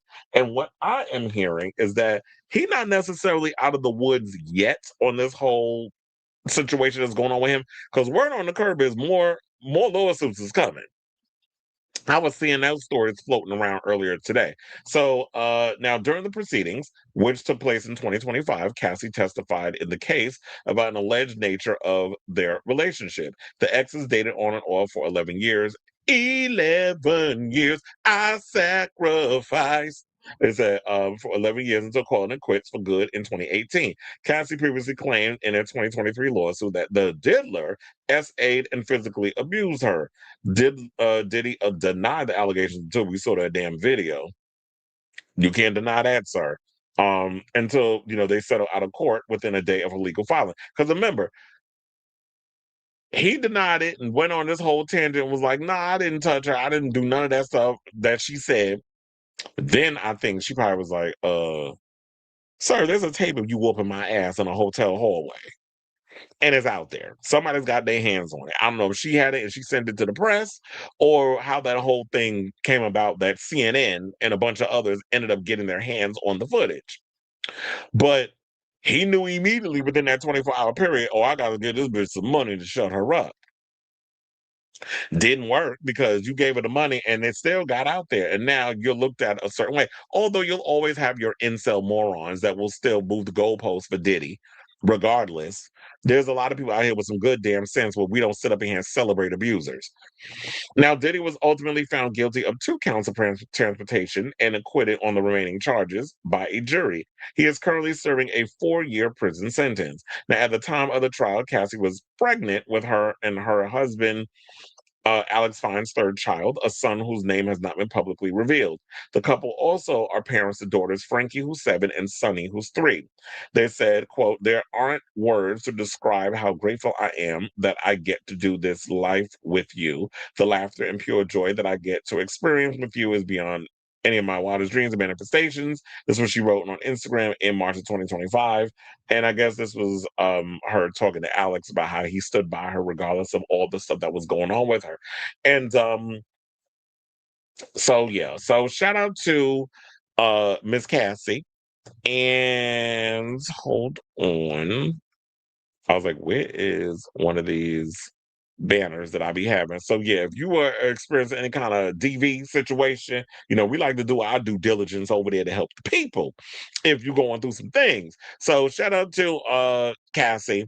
I'm glad, look, ain't shit worth coming to living in the United States any damn way, especially with this crazy ass regime we are currently under, where they trying to turn us into a fascist regime. So the best bet for you, now that you got a good enough coin tada from that no good ass man you was dating for 11 damn years, at least the best thing you got out of it is that you, your husband, and them kids can live a nice little life wherever y'all living it outside the United States, because the way the US is going right now, the smartest thing that now that you're able to do it financially, the smartest thing you did was leave the US. So I say all this to say, what do you guys think of this story regarding Cassie? Us finding out that she no longer resides in the United States after enduring everything that she went through. It's like, yeah, I'm out. It was good while it lasted. It was fun. It was cute or whatever. But now I got to move on. I got to make a new life for myself and my family somewhere else. We need a fresh start. I don't want to go. It's just too much memories, too much trauma, too much drama. I ain't got time for it. Ain't nobody got time for that. So now we're going to leave the US of A and we're going to build our life somewhere where we can all have a clean slate. Now, let me know what you guys think of this story in the comments down below.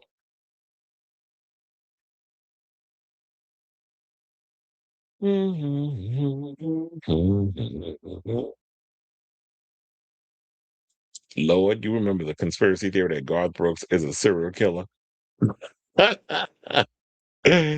Shit, you like me. I am cheap. I don't give a fuck. I sure am. Look, I would be a rich bitch and still be cheap. I will still shop on Amazon and Shein. Well, I ain't never shopped on Shein, so that's a lie. But I would probably go to the TikTok, even though I can't stand TikTok. I would still keep it just to have the TikTok store and just buy stuff from there. But as far as like posting, because I ain't gonna lie, I did go back on TikTok, but only to buy stuff. As far as, or if I need to go on and download certain videos that I want to post places, I post it on different social media platforms. Like if there's a clip of something like political, I'll go and I'll download it because you can do that and it goes really fast into your thing. And then I'll upload it to all my little platforms that people can read it or watch it. I mean, and it's like that. Y'all know that little black queen from New York, Tyreek? He all upset talking about, oh, TikTok today, my happy pride video. I'm like, where the fuck y'all been? The minute the elephants took over that shit, y'all should have got rid of that app. Or no longer continue, or no longer contribute to creating content for TikTok. Because I don't. I deleted my entire thing. All my videos, all that stuff is gone. Or maybe it's up there. I don't know. But I did say I don't want it up there no more. So the profile is gone. And so I don't post anything on there. So y'all still contributing to TikTok, knowing full on what, and then I guess y'all don't give a fuck because until it affects you, is what I'm saying. Because now that they're discriminating and talking about that it's, now they're discriminating against the gays now on this platform called TikTok. Now all of a sudden y'all want to get all upset. I'm like, y'all should have just removed y'all shit from that from the beginning.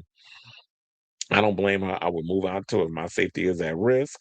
Lord, I hope Cassie never get leaked. I think Cassie got the fuck out of here because she could be scared. She ain't gonna end up like Kim, some child. Because I don't think Kim died of whatever they said she died. What they say? COVID? I don't believe it. Good move on Cassie and better safe than sorry, even though she has many relationships left behind. And long way to go. It's such a bop. Yes, it is. And you know what? I still kind of hate on the fact that she left Ryan Leslie for Diddy. But then again, Diddy was, very resourceful when he wanted to get something by hook or by crook. Marvin Gaye was also alleged. Child, what's going on?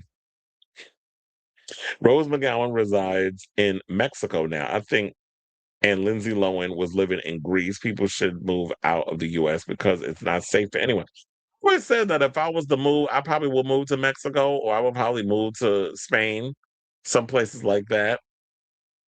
Now that the UK is discriminating against anybody that speaks out against Israel, they can go kiss my ass.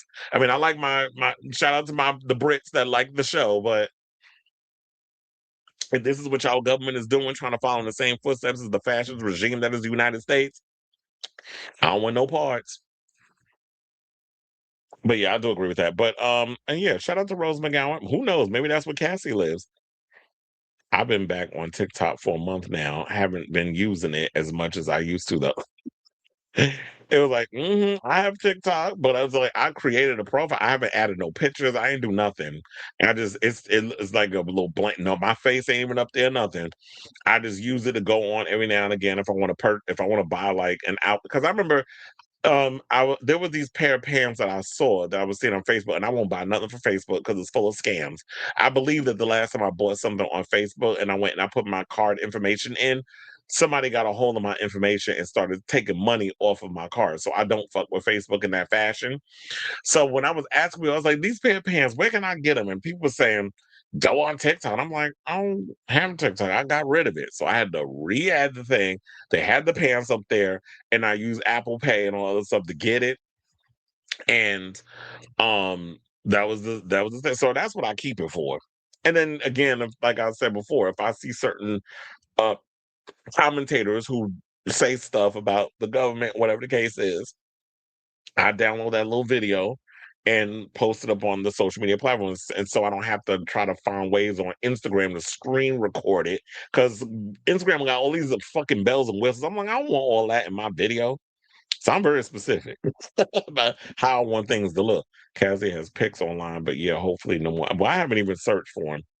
Facebook told me to upload my fucking pictures and do the most to keep an account. You gotta do what?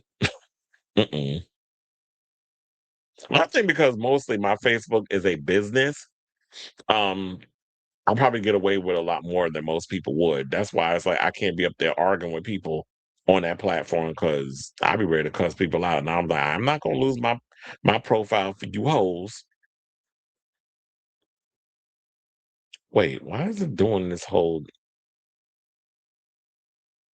new comment thing? Okay. All right, y'all. So let's get back into some more hot topics. And let's talk about ASAP Rocky. So ASAP Rocky recently did an interview with Vibe. He's on their cover. And yeah, I already told y'all before that in the first time in years, I don't know how long it's been, but Vibe has now gone back into print. Before they went digital, now they're printing magazines again, like it's 1999. And he's opening up about the scary Pow Pow incident that he and Rihanna faced at their Beverly Hills home at the hands of that fucking lunatic that decided to pull up at their house and started spraying it with making it rain bullets. So months after the woman who was accused of pow-powing an AR rifle, AR style rifle, I should say, at Rihanna's Beverly Hills mansion, her partner ASAP Rocky is opening up about how the incident affected their family. In a cover story interview with Vibe on Tuesday, June 2nd, that's yesterday, ASAP opened the Praise the Lord rapper, who's 37, told the ordeal was effed up and shook his sense of normalcy, saying somebody attempted at harming me and my family, Rocky told the outlet. It took away a lot of peace and happiness of being able to just be free. I don't want to be robbed of my peace and joy. Now, March 25th, the woman accused of pow-powing a rifle pleaded not guilty to several charges, including attempted red rum during a hearing at the LA Superior Court. The woman named Ivana Lisette Ortiz was charged with 1 count of attempted red rum, 10 felony counts of assault with a semi-automatic firearm, and 3 felony counts of pow-powing at an inhabited dwelling or camper. Ortiz is being held at Jesus, I don't even think she got the coin. $1.875 million bail and could face life in prison. Well, first of all, she got to find a way to come up with the bail because bitch ain't got that money. And that's the remix of Bitch Better Have My Money.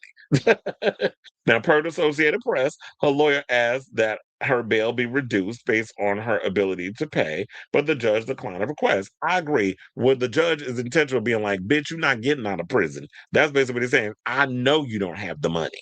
So therefore, you're going to be stuck in there until your trial. And when we do your trial, you going to jail for the rest of your life. So there's a method to the madness of the judge. And shout out to the judge.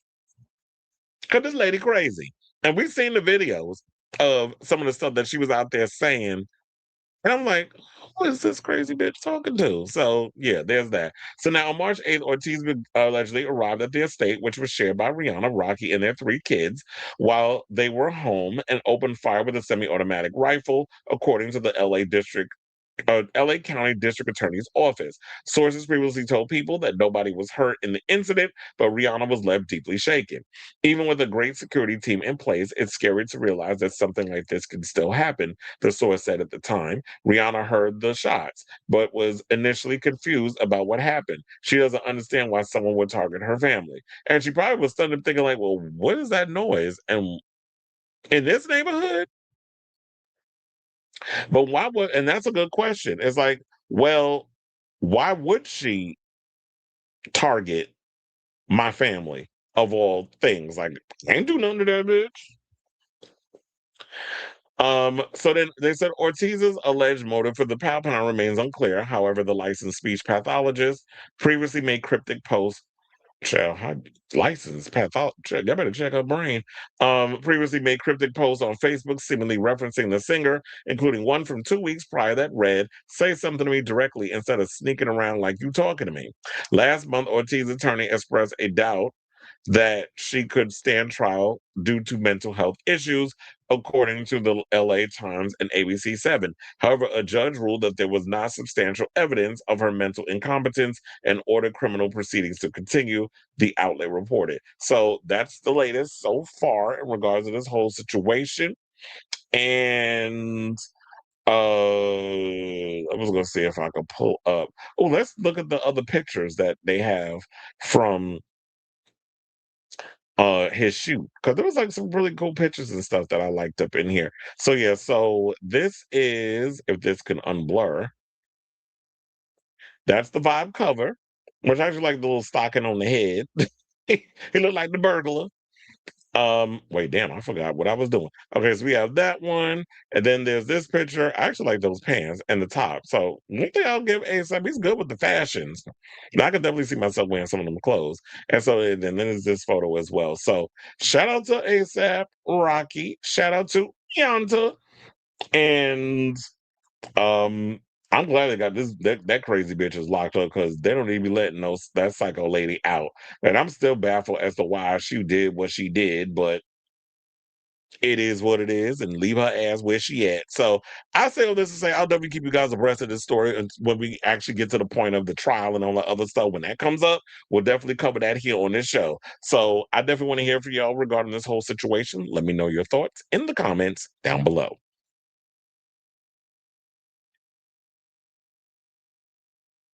Oh please, I was a big reader of Vibe back when Emil Wimbledon was a part of it. So yeah, I used to read Vibe back in the day. I was a big magazine head. I would get Vibe, I would get Rolling Stone, I would get ID back when Rolling Stone was worth reading. So yeah, I was a big magazine head. There was even times when it was just like when I didn't want to get like the magazines or whatever, I would go to the Barnes and Noble in Union Square, the big one. I think it's still there, the big Barnes and Noble, and I would just spend like half the day when I was killing time just reading the magazines and stuff. That and Fangoria, all of those type of magazines. She was dealing with psychosis and thought Rihanna was an evil demon. I don't know if she was a religious nutcase, but well, child, they the main ones that be thinking about demons and shit. I wouldn't ever fucking live where you can get to me. That's what I was gonna say. I mean, we live in like there's no way that anybody could just drive through my neighborhood. I'm either if I had the money that Rihanna had, I'm either living in a gated community where you got to have a whole security guard that okay, what is your intent? Why are you in this neighborhood? Like you got to be on a list in order to be able to drive through this neighborhood, or I have to live in one of those buildings like in New York where you got your own front desk person, security, all that at the front, where you gotta. It takes a lot to get past that person, and also like I know in Sailor Mermaid building, similar. It's like you got to have a special key in order to get on the floor in which you live. So you got to have something like that. Yeah, I was a big Fader reader too. And you said, where is the security? It's not their fault nonetheless, but I want to know. Yeah, like they was saying in the article that even with the heavy security, you still never know when it comes to these type. You still never prepare for these type of situations. But I do agree that you have to really. I think a lot of times celebrities get really complacent and don't realize that we in some crazy times. You got to be on guard at all times when you leave your house and aware of your surroundings. I was watching some true crime, and these people had these huge brick walls, and there was still a brick. Or people will find a way. That's another thing too. Didn't John Lennon get unalived in front of his building? So you get all kinds of crazy people out here in these streets.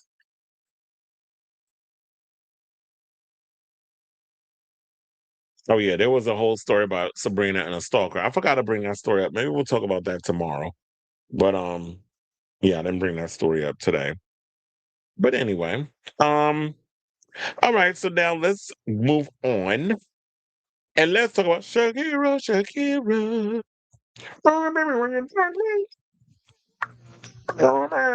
Okay, let me stop making fun of her. So apparently, Shakira is finally opening up about her. Oh, damn, I didn't even know they was together this long. So apparently, she was in a relationship with Gerard Piqué for 11 years. 11 years. Look, every time I hear somebody that lived with somebody for 11 years, I'm going to go into my Mary J. Blige bag. So apparently, yeah, she was with him for 11 years, and he was out here laying it low and spreading it wide with another woman. So it looked like now she is opening up about it in the latest issue of People magazine. She said the following. She said, I always thought that I was more fragile or weaker than what life proved me to be. This is what she told people in an interview published on Wednesday. The end of Shakira's 11-year relationship in 2022 inspired the track Shakira BZRP Music Sessions Volume 53 1 year later. The song, which detailed the retired soccer player's alleged infidelity, became the Grammy winner's first top 10 hit on the Billboard Hot 100 chart in over a decade. So I have to say, look, his cheatation inspired you to be an artist. That's the worst thing y'all could be out here doing. Don't ever cheat on a musician because they will write a song about it. I bet you think this song is about you, don't you? Don't you? It is. So, that's what you got to deal with when in these type of situations. And the fact that I do think that when you're in this state of, well, you think that you're not able to handle certain things, the universe will put you in a position that will test you to see if you think you're as strong as you think you are. And then you realize, you know what? Now that you come out on the other side, you are capable of handling any kind of crazy shit that comes your way. So I definitely feel that with her. So she said it was just pure catharsis. I really needed to write about what I was going through and not have any censor. This is what she mused. Now, as the Hips Don't Lie crooner put it, songwriting is like going to a shrink, only cheaper. Well, that is a fact, because you ain't got to pay nobody if you sit there with a pen and paper and write the shit down on just and sing it.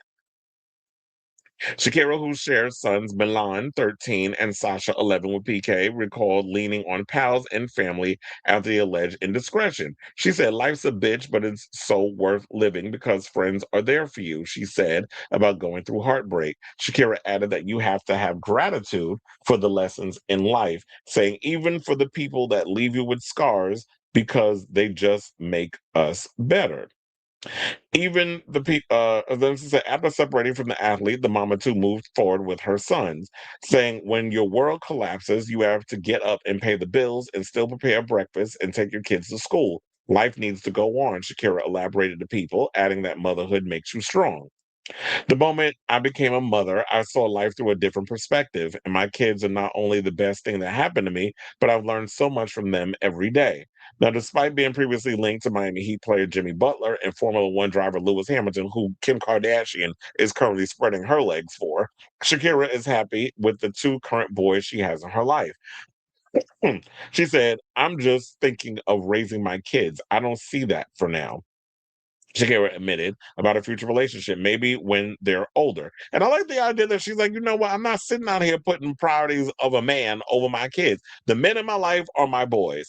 And my top priority is putting them first, making sure that they've got whatever they need, because then I got to make time for this man. And now that takes away time from them. Now, when they get older, and because, Shakira, she's aging backwards, like a lot of Hispanic women.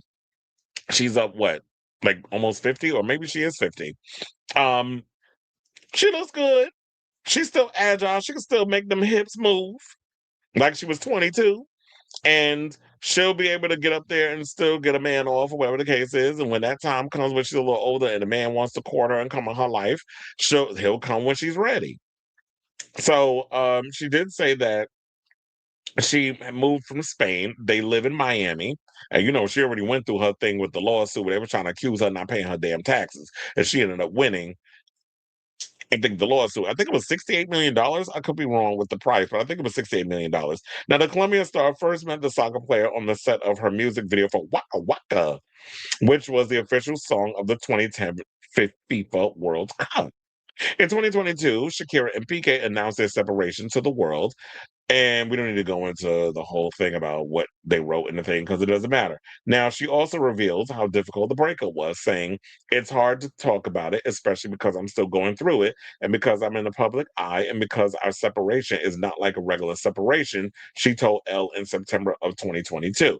Now, in 2023, reports surfaced that the Wherever, Whenever songstress was devastated to find out her husband was allegedly unfaithful with his now girlfriend, Clara Chia Marti. Well, Clara's heart is about to get broken, because trust and believe, if he gonna do to Shakira what he did to your ass. And if you think your pussy is gonna be currency that's gonna prevent him from doing what he did to her to you, then I gotta share some land to sell you in Boca Raton. I do, and I don't do real estate, so You want to buy some real estate for me when I don't have a license? Come on over here. I got you. So now at the time, rumors swirled that Shakira allegedly discovered her ex was cheating when she realized her favorite jam was disappearing from their fridge. However, she has since discredited that rumor. I think it was part of like a lyric or whatever. But yeah, so shout out to you, Shakira. I'm glad that you were able to get yourself back on track. But that usually happens in relationships, is that, you know what, you have to go through the hard times and you got to power through it. And once you come out on the other side, that's all that matters. So, and it just goes to make, and what does, and look, in the words of another singer, Kelly Clarkson, who was cheated on by, well, I don't want to do that because the father of her children is dead. What doesn't kill you makes you stronger.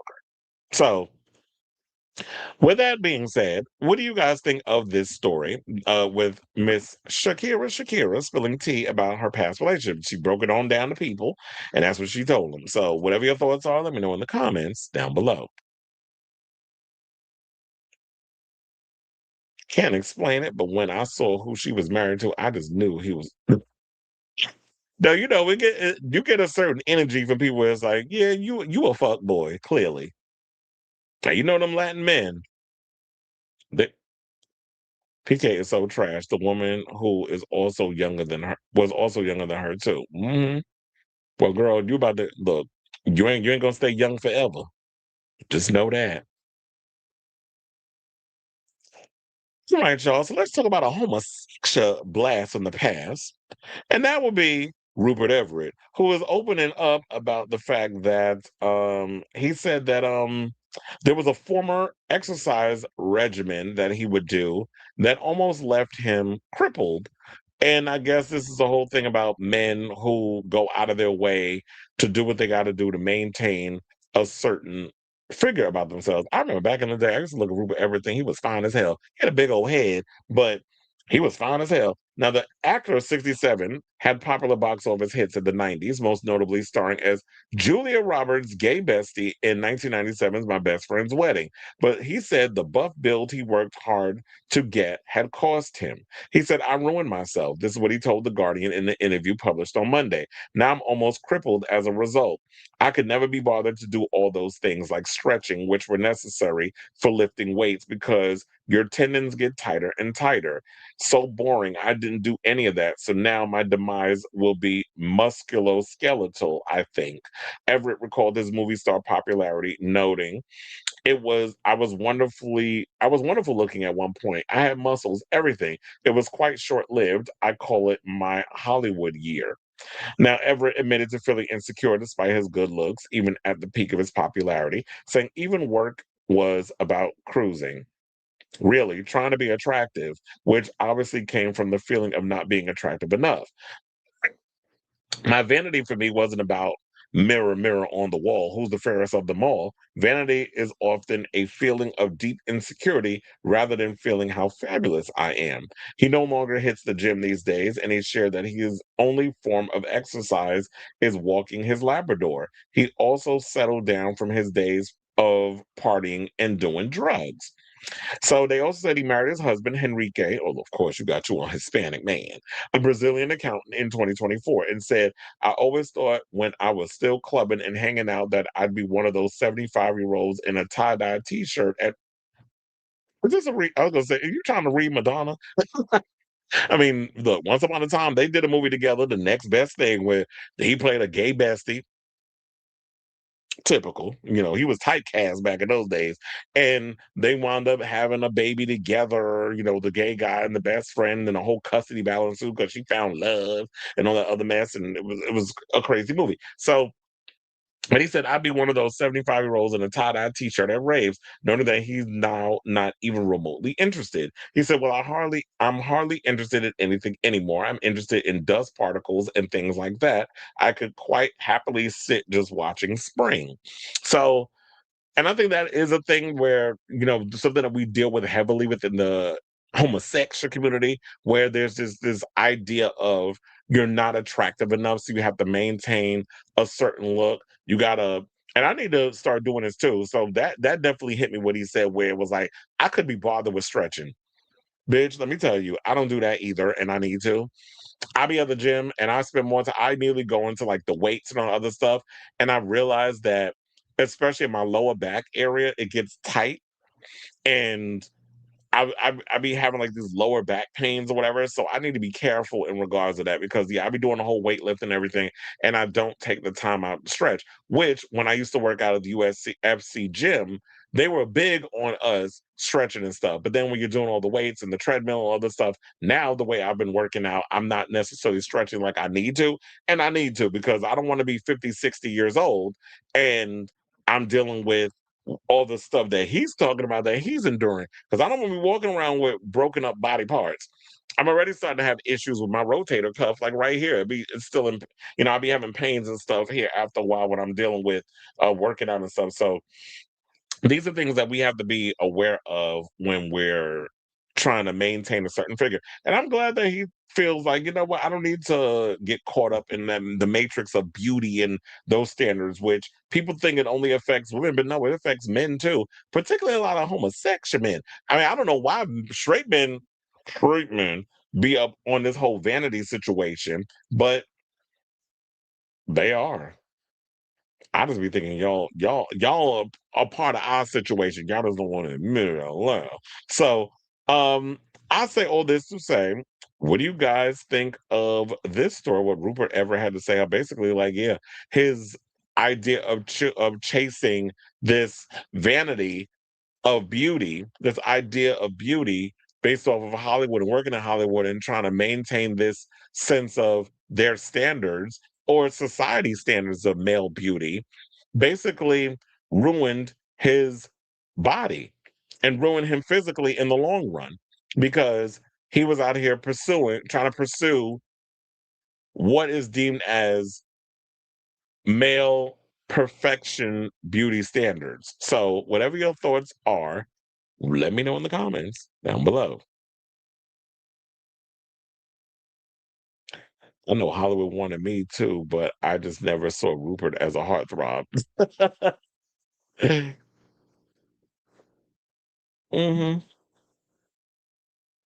he looks like your standard, white male. I think it's because he kind of gives like that whole Cary Grant, Montgomery Clift, like very old Hollywood in regards of like his look. So that's probably what they were going with. That's what I got, the vibe I got from him back in the day.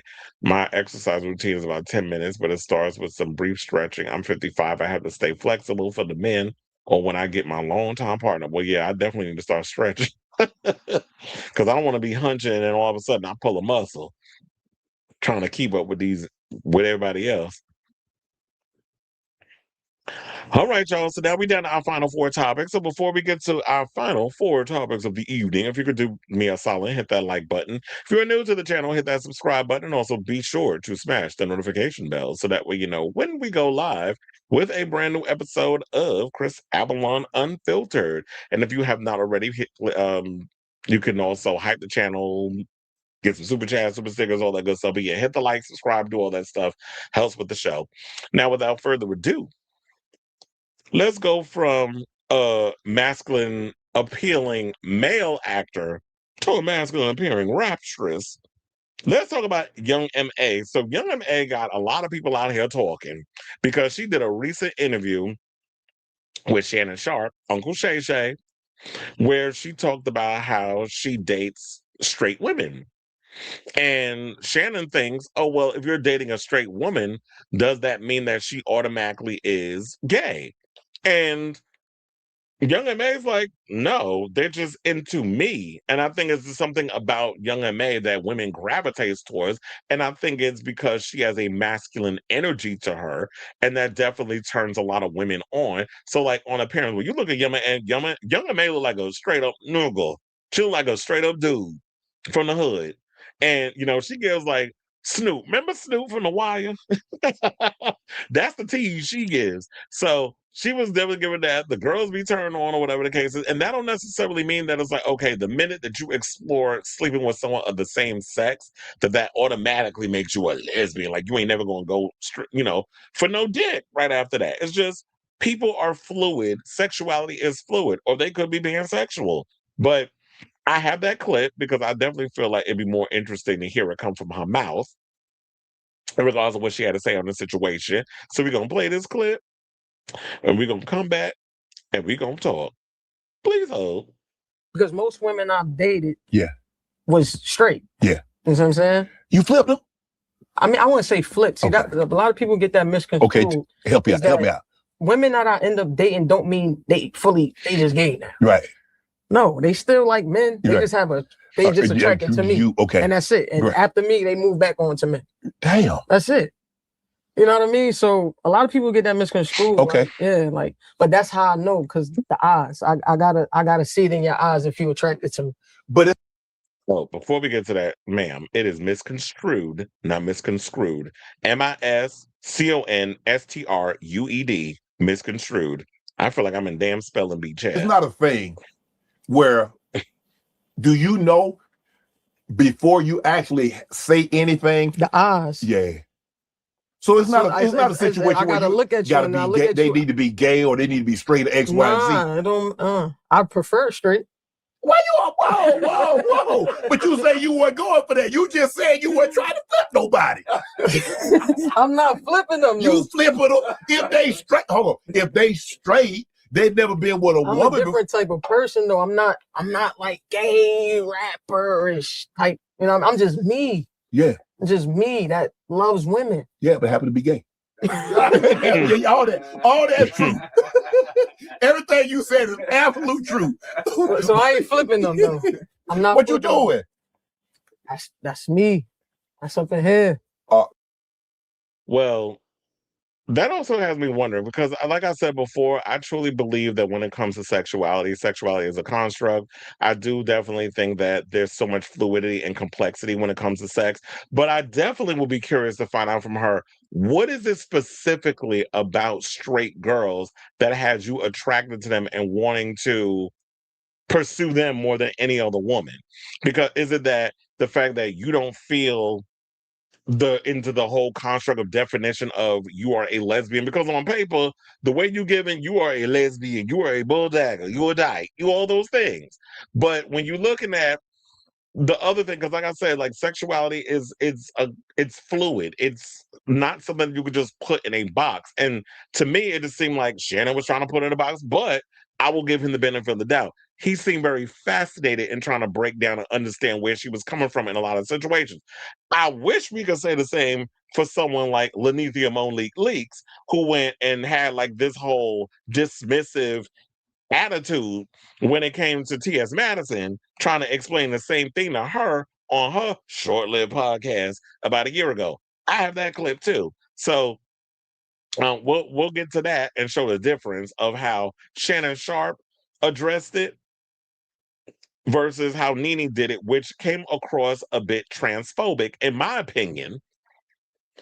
And I'm like, sis, you the last one to be coming across trying to talk about like being transphobic to T.S. Madison face when, girl, you literally look like a contestant on RuPaul's Drag Race trying to read somebody down in a way with your transphobic ideologies. But we'll get into that after y'all hear this clip, and then we'll come back and address the rest of this situation. Please hold again. Do you only know gay men? Well, I don't date gay men. Well, okay. Well, I you know, when you guys be saying that, that's weird. Why? Because what do you mean you don't date gay men? Because if he is sleeping with you and sleeping with a woman, he's something. Well, he's not gay. What is he? He's definitely not gay. He's bi? Listen, because if a man come in here and he looks at me and you. Yeah. What is he? Well, he likes women. Yeah, because he doesn't know. And if he does know, he likes women. Okay. Now, so, but what is he? Well, that would possibly, it's a possibility. He's bisexual? He could be bi or he could be pan. Okay, what was pan? I forgot. That means you be whatever you like, whatever you like. Hearts, pan. not hearts. Right. So whatever you see you like, whatever I'm on, that's what I'm on today. Yeah. Okay, guys. You know, a lot of men are a lot of men are pan, but they don't say anything. Like I don't want to run into them. I don't want to date him. Nene, if you've dated, I need you to like Nene. If you've Hello dated, Kitty all the time.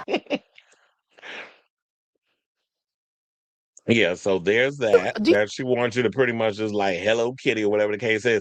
And look, sorry, Lanithia, but the world don't work that way. Men aren't just gonna like one specific thing.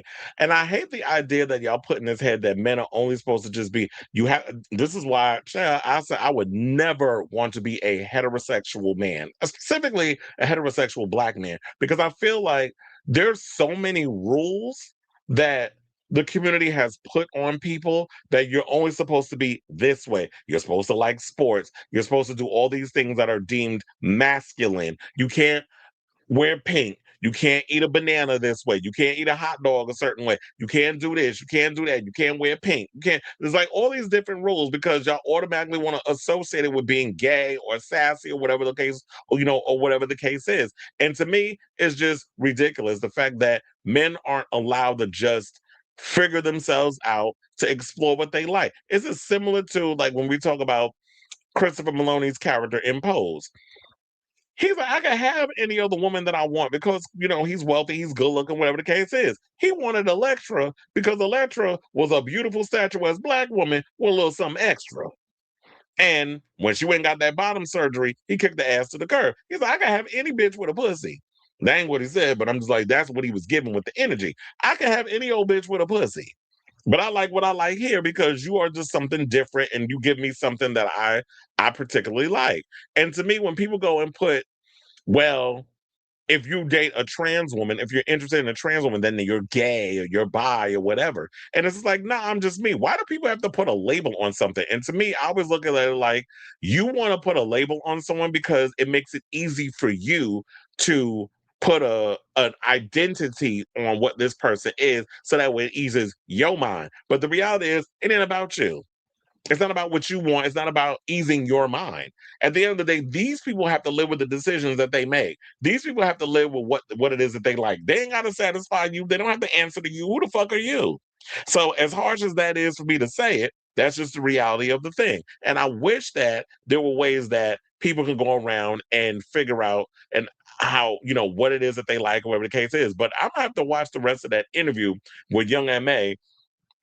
to even know, like, okay, so you sit up in here talking about that you like you don't you look into the eyes of the woman or whatever the case is, but you don't necessarily be running around specifically trying to pursue these women, but you're saying that you prefer to date straight women. Like, is it about the chase? I just want to know. I like when you say something like that, I definitely just want to get into the psyche of why certain gay people make the decisions they make. Like, you automatically just try to pursue someone that is straight. Is it the chase of, I want to see if I could, she's saying she don't flip them, but is it that you feel like you can get them to come over to your side? That it's like, oh yeah, another one, I got him, a notch on your belt or whatever. You know how like men like to collect girls, where it's like, yeah, it's a notch under your belt. I don't want to make it harsh in that way, but that's what it's giving.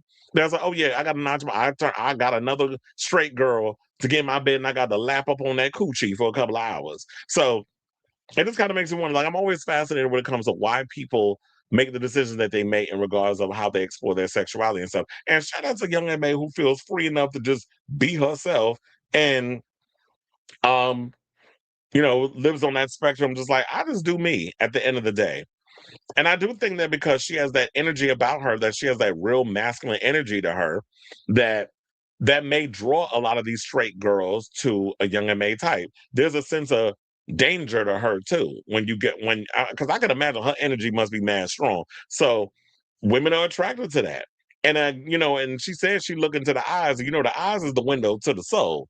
So who knows? Maybe those straight girls that you be hunching, I'm sure that those girls are probably just curious from the beginning.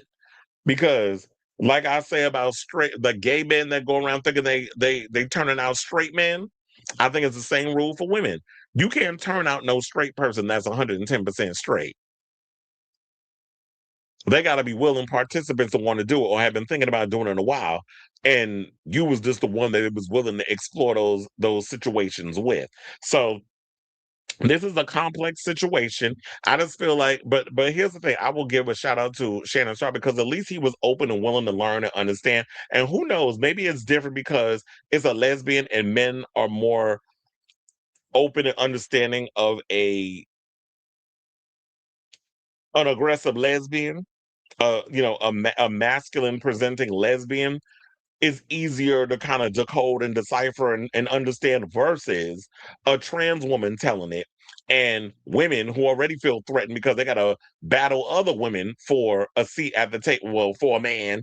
And you got to deal with gay men possibly trying to get with the men that you like, but also you got to deal with trans women who like what you like. So women got an uphill battle. They fighting, they windmilling the homosexuals because they hunching the men on the DL. They worrying about the trans girls that's messing with they men or the type of men that they like going for. So it's like y'all windmilling on all the sides, and you feeling away because women are already automatically insecure when it comes to these relationships. So I think it's just a whole lot of factors that goes into this, and it's a complex situation that we probably could spend hours talking about, but I don't necessarily want to. So I definitely want to hear from y'all. I just wish that Nene was a little more open-minded, because some of the stuff that she was saying up in there, girl, it was so damn problematic. Like, you was literally trying so hard to get Maddie to identify as a male, or you were making it seem like that Maddie was not being truthful to the men that she's been with in regards of her trans identity. She has never shied away from being a trans woman. And there's a lot of women out here where these men know that who they hunching is a trans woman. The fact of the matter is, these men walk around with this shame and this guilt because of all the things that they hear. So they try to keep it on the low, or whatever the case is. They want to not face embarrassment because they messing with a trans girl. There's a whole bunch of layers that goes in with this. So, and I'm not saying that there aren't any trans girls out there that are being, that do be hiding or don't be truthful, whatever, but that could also be for safety reasons. Like, I'm not going to automatically come out and be like, well, I'm this and this and this and this, and give you my whole situation. This is why I always tell people, if you're not sure of a situation, you better meet these people in public. Don't be automatically letting people come up in your house because you want to get your cheeks clapped for a situation, because you never know. You could be letting Jeffrey Dahmer up in your damn house and don't even realize it. So I definitely want to hear from y'all. And yeah, like I was saying before, Nene was working my root canal nerve, because it's funny how you sit up in here and thinking you like to treat gays like accessories, and you out here looking like a whole damn drag queen, but you got a problem with someone like Madison telling you the giving you just like the whole breakdown of a trans woman dating a man, and you automatically think, oh, you got to be gay. First of all, gay men don't like fucking trans women. I don't. I will fuck a trans man before I fuck me a trans woman. That's not my judge. So, because I'm looking at a male presenting. And yeah, you got a pussy, but I'm like, okay, it's a hole. I can stick my dick up in there. I stuck my dick in plenty of assholes. I can stick one in the front hole too. At least I ain't got to put no lube back there. It automatically gets wet. So, it's all about the visual, because like I said, men are visual creatures. I don't necessarily know about women, but for the most part, men are visual creatures. That's why they go after, if you are presenting as a woman, that is a turn on for a man. The fact that you pre-op, that's just the bonus, having a little something between me down there. Now, if the men got a problem with the fact that you got a dick and balls, and you got, tits, as Maddie like to say, titties at the top, dick at the bottom, then that ain't the man for you. Because I'm like, bitch, if you're going to accept, you got to accept all of what you see in the on the exterior part. So I know it's a complex situation. I definitely want to hear from y'all in regards to this story, respectfully, because if anybody come up in here in the comments, because I am going to clip this and post it up, if I come in here with some nasty, shady ass tranny comments or anti-trans comments, you will be blocked. So let me know what you guys think of this story in the comments down below. Well, I was going to say tread lightly. But anyway, let's see what the people are saying in the comments.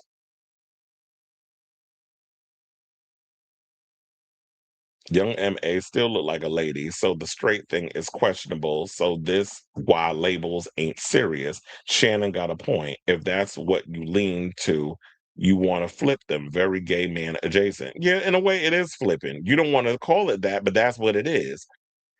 Trans women are women, so you can be straight man and be attracted to a trans woman. Young MA is a man, so being a straight woman and being into her doesn't equate to be straight. It's different. He said, yeah, another thing too is that masculinity is not owned by men. I'm attracted to masculinity in general. I don't care about the gender of who is masculine presenting. Labels are so limiting.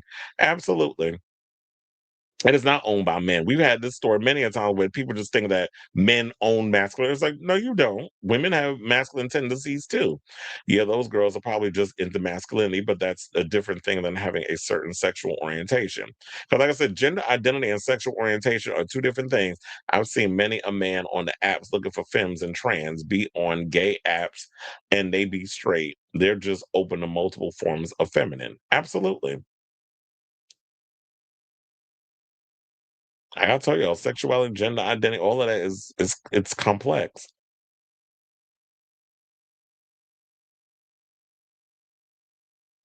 All right, now speaking of masculine presenting, let's talk about Jonathan Bailey. So Jonathan Bailey, happy Pride, everybody.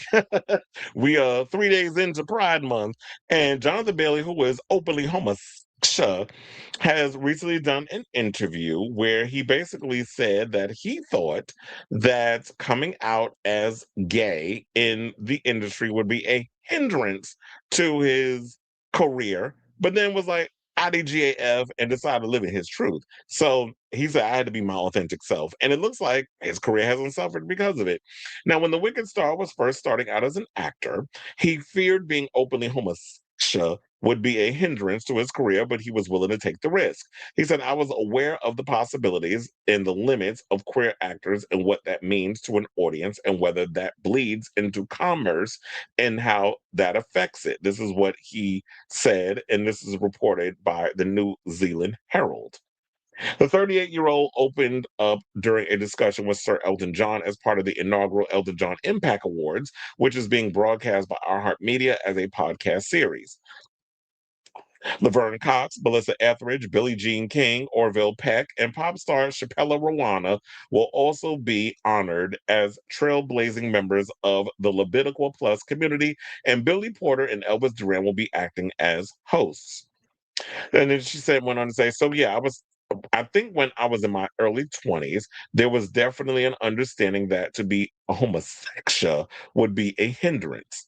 Well, yeah, because he's around that age where we all thought that, like when you were younger back in the day, that you thought that being gay was a hindrance, that, oh, yeah, I'm never going to be able to pursue this specific career because if you get found out, you're not going to be able to get work. And it has affected a lot of people in the past, but I guess it feels like depending on who it is, the times they are changing. And people like Jonathan Bailey and Matt Bomer and Luke Evans, they can, because they're masculine presenting openly gay men, they can still, and Coleman Domingo, let me put him in there too, they could still get work. Now, Bailey would have been in his 20s years before marriage equality took effect in England in 2014, but was legalized in the US in 2015, but refused to let the homophobia across the globe stop him from achieving his dreams. He said, I wasn't going to not hold my boyfriend's hand in the street, and that was something I felt was so strongly in the animal sense. Knowing that being visibly queer and the potential to put his acting prospects knowing that being visibly queer had the potential to hurt his acting prospects didn't hold Bailey back. And he said, and of course, if that meant that it was going to impede any potential work, then I was willing to take that risk. Luckily for Bailey, he's been able to score starring roles in Bridgerton, Wicked, and Jurassic World Rebirth in recent years. Now, Bailey, who starred as a homosexual man in 1950s Washington, D.C., and I have to say, I loved him in Fellow Travelers. When he was getting them cheeks clapped by Matt Bomer, I was living for every moment. And they said he wanted to talk about how seeing gay love stories like the one between two cowboys by Heath Ledger and Jake Gyllenhaal in 2005's Brokeback Mountain helped him, and he hopes future generations won't feel like they have to stay in the closet. He said, I wonder if the next generation just needs to know how to harness the joy that they can communicate to their fans and in the stories they tell. He also continued by saying, and just know that we're going to need it more than ever, because obviously it's a striking time where there's a real threat that things can slip. But it's an amazing thing, isn't it? Generational relationships are being in part and a part of a community where we are all just benefactors of who came before us. And that's why I was saying, like, there's a time we definitely need more queer stories to be told by queer people. And I'm not saying that we can't do a plethora of different roles and stuff. But like I said before, this is why I have an issue with straight actors taking up the gay parts, because they really don't understand the nuances of why and the multi-layeredness of why our stories need to be told. So I definitely think that needs to happen. I'm glad that Jonathan Bailey is out here saying what he's saying, and we need more representation within the community, of different races and different genders that are out here, the trans, the gays, the lesbians, on and on and on. And I do think that we're, because of the times in which we're in, there are some artists out here who are being resilient and creating the content that needs to be created in order for those stories to be told. So happy Pride, y'all. And shout out to you, Jonathan Bailey. So I say all this to say, and yeah, I guess because people say he's masculine presenting, he could say all of this stuff. But yeah, at the end of the day, he still sucks dick. So they don't care. It is you a faggot at the end of the day in their eyes. So I say all this to say, what do you guys think of this story? Whatever your thoughts are on this matter, let me know in the comments down below.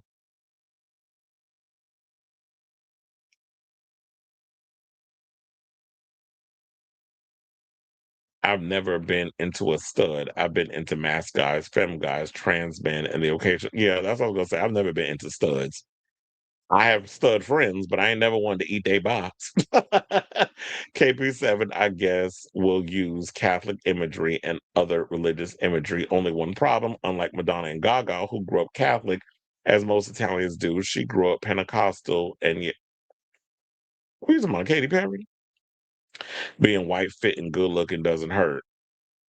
I don't know how, child, that's not the religious imagery you came up in. You can't be talking about it. It's kind of like with Lil Nas X, where he was using a lot of Catholic imagery. I'm like, child, if you're not understanding the whole symbolism, then why are you even doing it? It was like Gaga and Madonna. I grew up Roman Catholic, so a lot of what Madonna was saying in regards to religious imagery and the hypocrisy of religion, I understood. That resonated with me.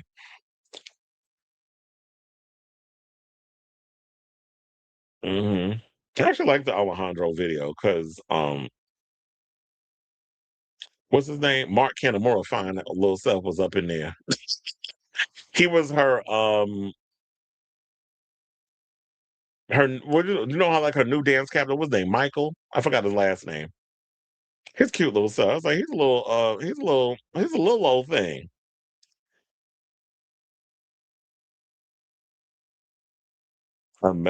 As messed up the era we live right now, we do have more freedom than in the old era where many Hollywood actors couldn't even say absolutely. So I do feel like it is a much more freedom to the gays being free, especially as performers. It definitely it was her best video. Even though there was some kind of it was similar to like it was very Madonna coded the way that some of the imagery that was up in there. I do believe Stephen Klein has shot many a Madonna photo, and yeah, I do believe Stephen Klein did direct it. This reminds me of Isaiah Rashad saying he didn't get the perks of being. Oh, you talking about because? Oh yeah, that was kind of annoying because I read that too. We was talking about, oh, I didn't get the perks of being bi like Frank Ocean, and it's to me, it's like don't use your queerness as a tool to get people to buy your music. One, your music's got to be good, and two, if there's a need for you to bring if your queerness you can find a way to fit it into the music where it makes sense, then do it in that way. I don't understand what people feel like, look, I'm gay or I'm bi, but I'm making music for y'all, buy it. But if it's not giving, I'm not supporting it. Speaking of which, shout out to Seven Deep and Kevin Aviance because they put out a music video for that song, that part. That video was everything. I don't know if y'all seen it, but definitely check it out. It came out, I believe, last Friday. I was watching it on the train while I was on my way to see Backrooms. Yeah, that was kind of annoying. And quiet as it's kept, I've never particularly cared for Frank Ocean. His music is overrated, and he's a horrible live performer. And he showed his entire ass at Coachella, which is why people ain't feeling him no more. So, I mean, I'm sure he got fans or whatever out there, but I always thought Frank Ocean was overrated.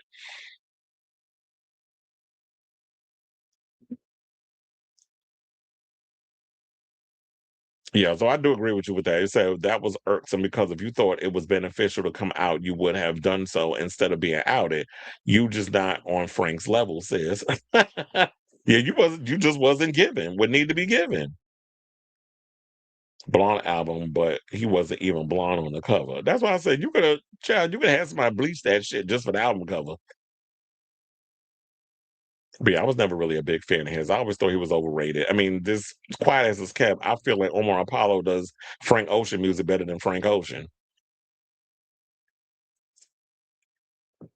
All right, now speaking of homosexuals, let's get into this mess because apparently adult film star by the name of Drake Vaughn, and I was like, when I saw this shit on the TMZ, I was like, ooh, I can't wait to talk about it. So apparently Drake Vaughn got himself put in handcuffs because he put apparently for DV. Apparently he tried to strangle his boyfriend. I'm like, child, I gotta watch it out here with these little queens, these little Twinkie queens. I'm like, you can throw her across the room. But then again, with his body, he probably smack you upside the head. If you see the size of that dick, he can smack you upside the head. That's a weapon of mass destruction at this point. So the 23-year-old gay adult film star born Dawson Bacon, without the creep, was arrested in Las Vegas following an alleged altercation with his partner. Drake was arrested on Tuesday, June 2nd, and charged with 2 felonies: domestic battery by strangulation and coercion constituting DV with threat or use of physical force. This is according to TMZ, as well as being charged with misdemeanor domestic battery. Now, police say that he attempted to strangle his partner in their Las Vegas home. He's reportedly being held on $25,246 bond. Along with his adult content, he and his identical twin brother Silas Brooks also started their own OF account known as the Baconator Twins. So that makes sense why they call themselves Baconator Twins, because I didn't know that was his last name.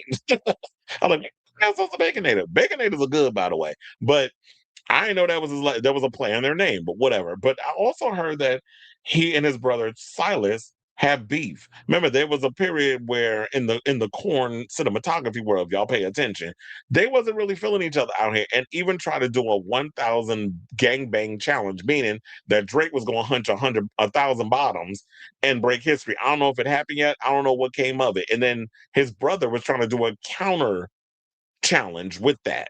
So they were going to be going head to head with their whole mess. They have always been going back and forth with a dislike of each other. Then I remember hearing something at the gay VNs that they patched things up and they're good right now. I don't know if that's still the T, but speaking of the Gay VN Awards, they said he recently co-hosted it, the one that happened this year, held at the theater in Virgin Hotels, Las Vegas on January 22nd. He won the year before for hottest all-male creator collab and favorite twink. Now in April, he sat down for an interview with Love Don't Judge, along with Mark Lax, a 42-year-old OF creator, where he seemingly confirmed a romance despite their 20-year age gap. And so yeah, I saw the video. I'm not going to play the video, but what I want to do is I want to give you all an idea of what he looks like. So yeah, that's supposed to be the boo thing of who allegedly is hunching. So yeah, this man, child, first of all, quiet as kept. He don't look like he in his 40s. He look older than that. He look like he in his mid to late 40s. But that's the age they said. That's what we're gonna go with. So and then yeah, so they said that he's a 42-year-old OF creator where he seemingly confirmed a romance despite their 20-year age gap. And saying, quote, "A lot of people think we're faking this," Drake said of their apparent romance. He said, "I never thought I could be in a serious relationship with a man. I always thought I was attracted to women." Well, child, quiet as it's kept, and I don't care what nobody say. If y'all out here making a living sticking your dick in another man's ass, you are not straight.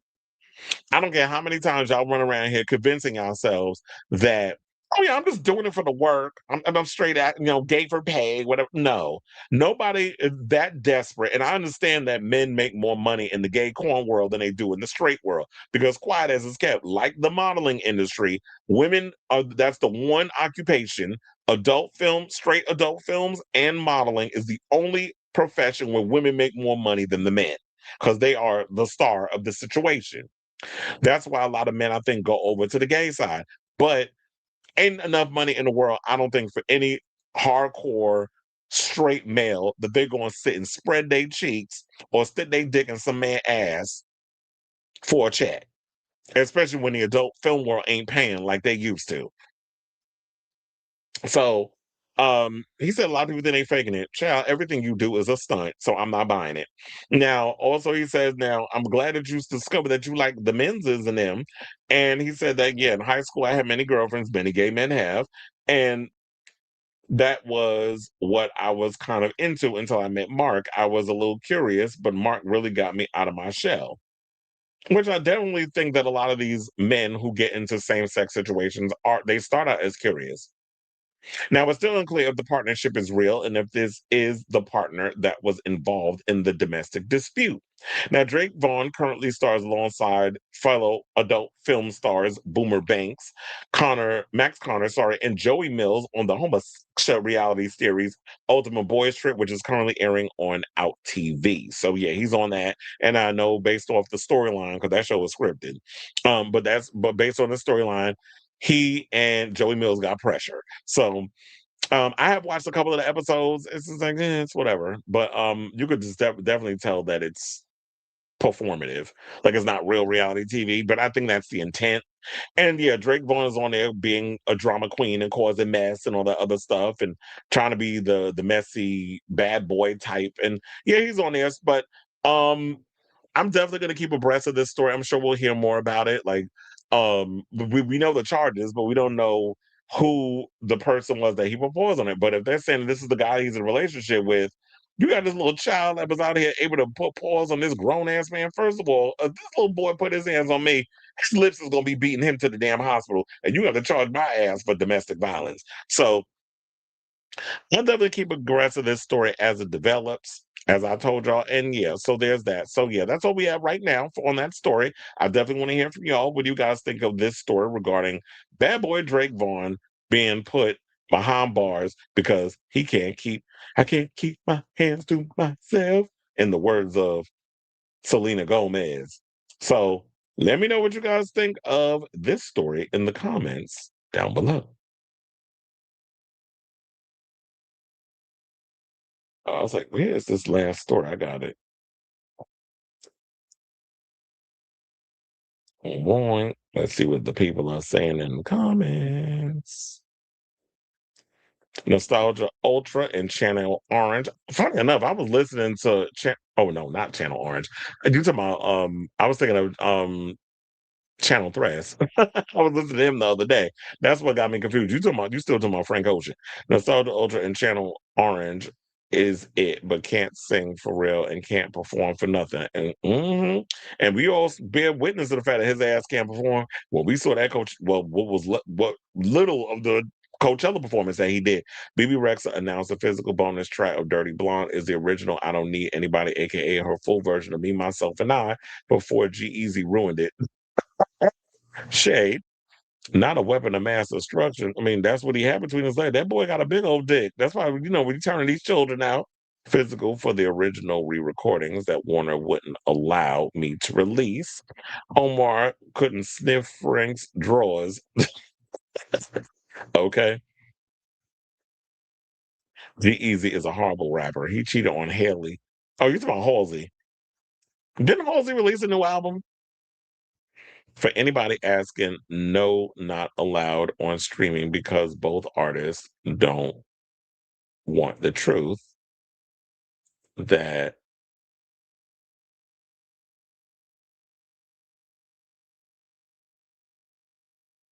Drake always gave me the ick whether it was drugs or anger issues. I'm not surprised. Yeah, I've always found him kind of skeevish, but because he's white and he's a twink and he's got a big dick, they give him a pass. But I always kind of I was never like really into him. A twink 20 years your junior whooped you. What the muscles? What for vanity purposes? That's why I had to show you that picture. I'm like, you let this little boy beat your ass. Well, Fetish believes Channel Orange is kind of hey. All right. So now, y'all, let's get into our final topic. And let's talk about RuPaul and Stop That Train. Well, somebody's gonna need to, because yesterday we talked a bit about how there were rumors swirling that Stop That Train contains a lot of AI. Well, apparently Adam Shankman said that that's not true. Well, we know y'all ain't had no budget because apparently word on the street was, and I got this exclusive. I ain't gonna tell you how I found out, but apparently y'all know Daniel Franzese from Mean Girls is actually in the movie. He was at the premiere on the red carpet and everything. Thought he was in the film. Apparently he was reduced. His scene was reduced to a blooper reel that they show during the closing credits. So he's not even in the film. They cut him out. So he's sitting there the whole time working the red carpet or whatever carpet they had, thinking he in the damn movie. Yeah, I got this tea. I ain't gonna tell you who told me, like I said. But and they cut his scenes all out of the film. I don't know how many scenes he had, but he ain't in the movie. So I'd have been tight too. But anyway, let's get into the story. So apparently the director, Adam Shankman, is basically defending the film after social media chatter that happened over the weekend accused the filmmakers of relying on generative AI, calling such claims patently not true. So we're supposed to believe the director of a movie where the movie looked like it cost y'all $10 and a couple of paper clips to make this movie? And a lot of green screen that quiet as it's kept. A lot of the scenes in there, y'all couldn't even afford to finish because y'all didn't have the budget for it. It literally looks like I don't even know how long the movie is. We'll just go with 90 minutes. It literally looks like a 90-minute RuPaul's Drag Race improv challenge, a long form version. That's what it's giving.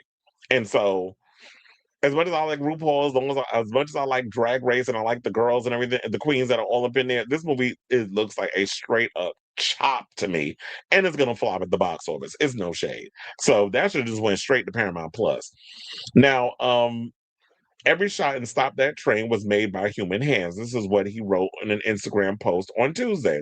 There are a sum total of 0 shots conceived by AI in the movie. We employed hundreds of VFX artists who all killed themselves getting this out for release, and not one job was taken out of human hands. The movie is a fully human-made piece of joy and laughter. Take it in and enjoy it, y'all. We need the laughter.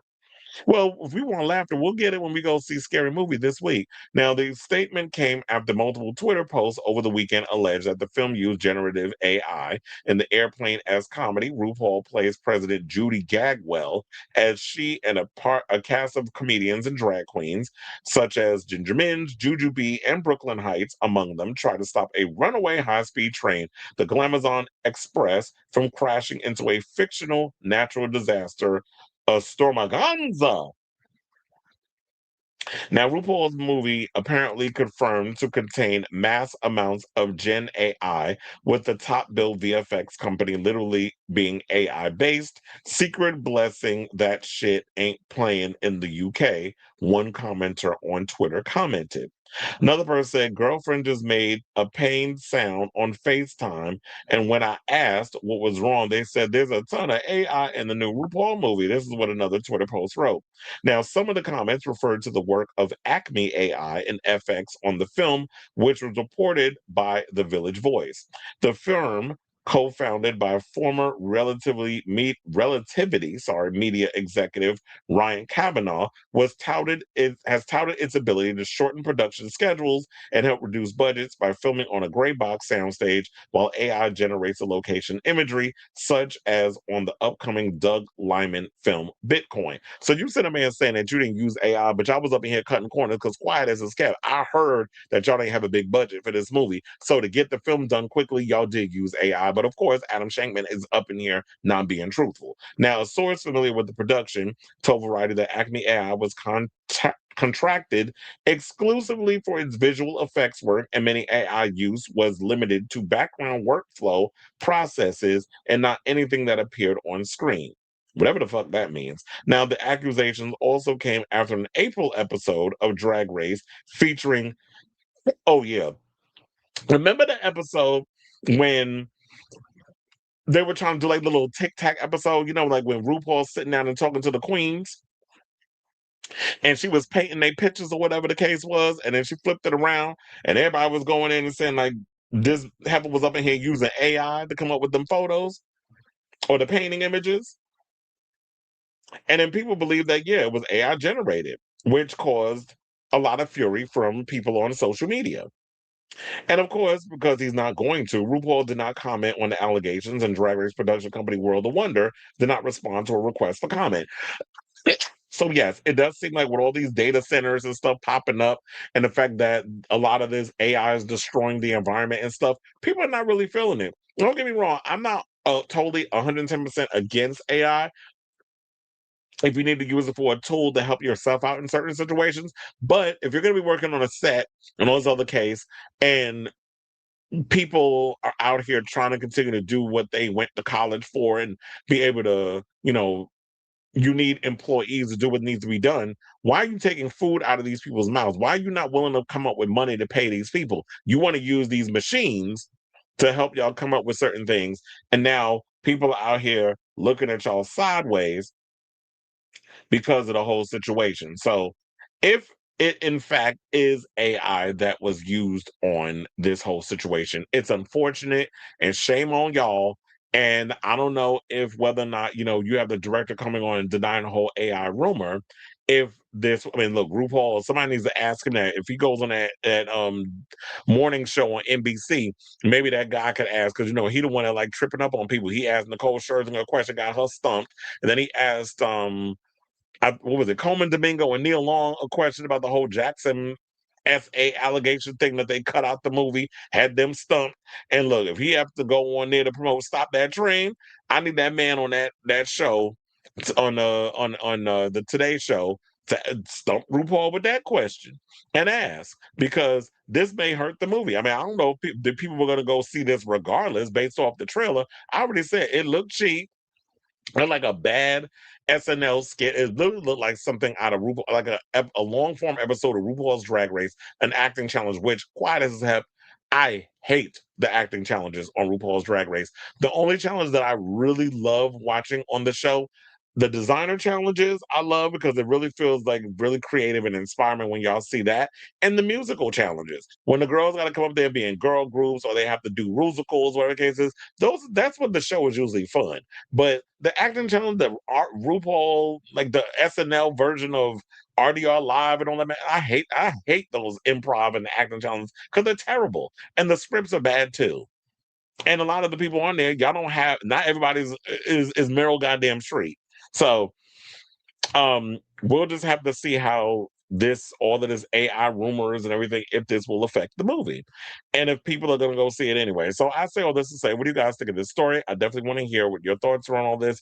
Do you believe Adam Shingle when he says, yeah, there was no AI used? This was actually real human people, real hands, a lot of actual performers, we hired people to do work on this thing, and they were the ones that was doing the work. So yeah, I definitely want to hear from y'all. Let me know what your thoughts are on this story in the comments down below.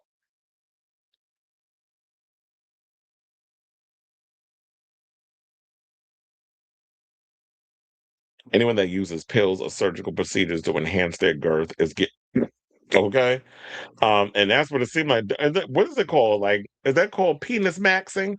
Because I just saw like a video of cardiovascular live streaming his damn nose job. I'm like, what are you doing? Yeah, I saw Daphne Joy's response. I actually posted it yesterday. If you haven't seen the segment, the clip is up on the channel, where the segment is on the channel where it's like Daphne Joy, the segment about Daphne Joy responding to the whole sex tape thing, and Diddy and 50 Cent making the comments about Diddy's penis, to which Daphne clapped back. So all of that is up there if you didn't see yesterday's episode. You don't have to sit through the whole thing, but the segment is up there. I'm talking about the whole episode. But and thank you for the comment. So love your show. You're gonna be big. Well, from your mouth to God's ears, we need to make that happen. That's the industry for you on the gay side. Well, sorry, the homosexual side. A medical working D at 6 inches. And there's a story I forgot I heard where they was talking about that. Yeah, guys are going out here finding ways to enhance their penises. There's even a guy that I know that Boomer Banks goes to, and he's even openly came out with this. I think even Matt Cullen did a whole segment on it where, yeah, he does like He puts Botox in the anus, so to make the hole look, fresh and refined. Also, getting injections of Botox in your dick. And I'm sitting there like, why is he doing that? You already have a big penis. You don't need to do all the extra bells and whistles. Quiet as kept. I've heard people say, well, I don't understand the point because Boomer don't even use the dick no more. I think him and Max Connors, and that's at that age where it's just like, you know what? Now I'm in my bottoming era because, with all the wear and tear that y'all put on them dicks when y'all was young. And as you get older, when that meat don't start working the way it used to, might as well throw your legs to Jesus and let them men go in and let have. Which is why there was a whole segment that I saw, I think it was on Jake Inclusive, where they was talking about how, now there's a shortage of tops going around because now all the tops are trying to become bottoms. I mean, y'all see Raheem Shabazz out here throwing his legs up in the air, waving around like he just don't care. And you said the drag detective put out a fantastic video on AI in the universe, and it's a lot just on the show alone. I need to watch that. German, bold, italic. Yes, Kylie started 30 years ago today with a fax from Kylie Minogue. The first time I ever heard that song was like when she performed it live. I think it was during the Fever tour. I was like, oh, what's this song? And he said,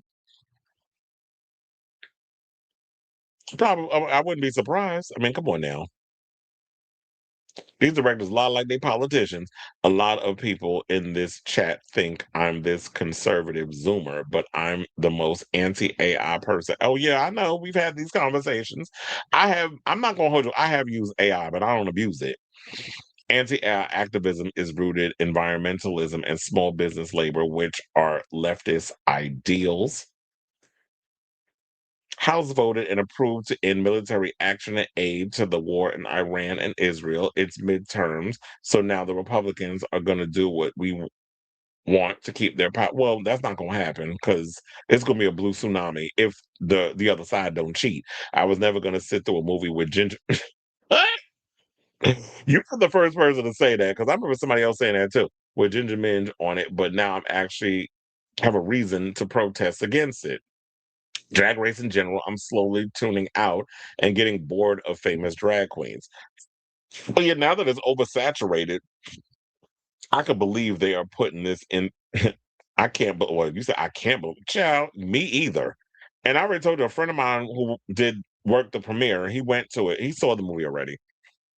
I can't believe they are putting this in theaters. I think RuPaul might be getting too full of himself, and that trailer looks so full of AI, it can choke 10 horses. Also, there's an alleged All Stars 12 cast list going around, and child pay it. I think we need a break from All Stars. I think at this point, can we just get it every other year? Like, we don't need another All Stars until 2028. It is so oversaturated. I feel like y'all need to come up with a creative way to bring the other queens back that's not an All Star situation because, I don't know. I mean, but quiet as it's kept, All Stars is definitely giving me more than the regular seasons. I'm against that AI nonsense too. Well, if it's destroying the environment and how much water they say that AI consumes, it's not a good thing. Especially with these data centers. But anyway, all right, y'all. So now we are officially at the end of the show. I want to thank you all for tuning in to the latest episode of Chris Avalon Filtered. Hit that like button, smash the notification, subscribe, hype the channel, do all the things. Thank you all for tuning in. I'll be back tomorrow with a brand new episode because that'll be the last time y'all get me for the week. And then I'm off the weekend working. We got Knicks game number 2 on Friday. I gotta go and check to see what the score is. And the Knicks is kicking the Spurs ass. Hopefully we go to a game 6. I mean, I know everybody's been chanting Knicks in 4, but I'm actually hoping we make it to 6 because I can still work. Knicks in 6. So that way I get to see the point of, they win and we get the championship and then y'all just destroy New York City. And I go and try to find my exit to go and get up out of that craziness because I'm not trying to get caught up in that tsunami. But anyway, love you all for watching. Thank you for your continued support. And until next time, ciao, darlings.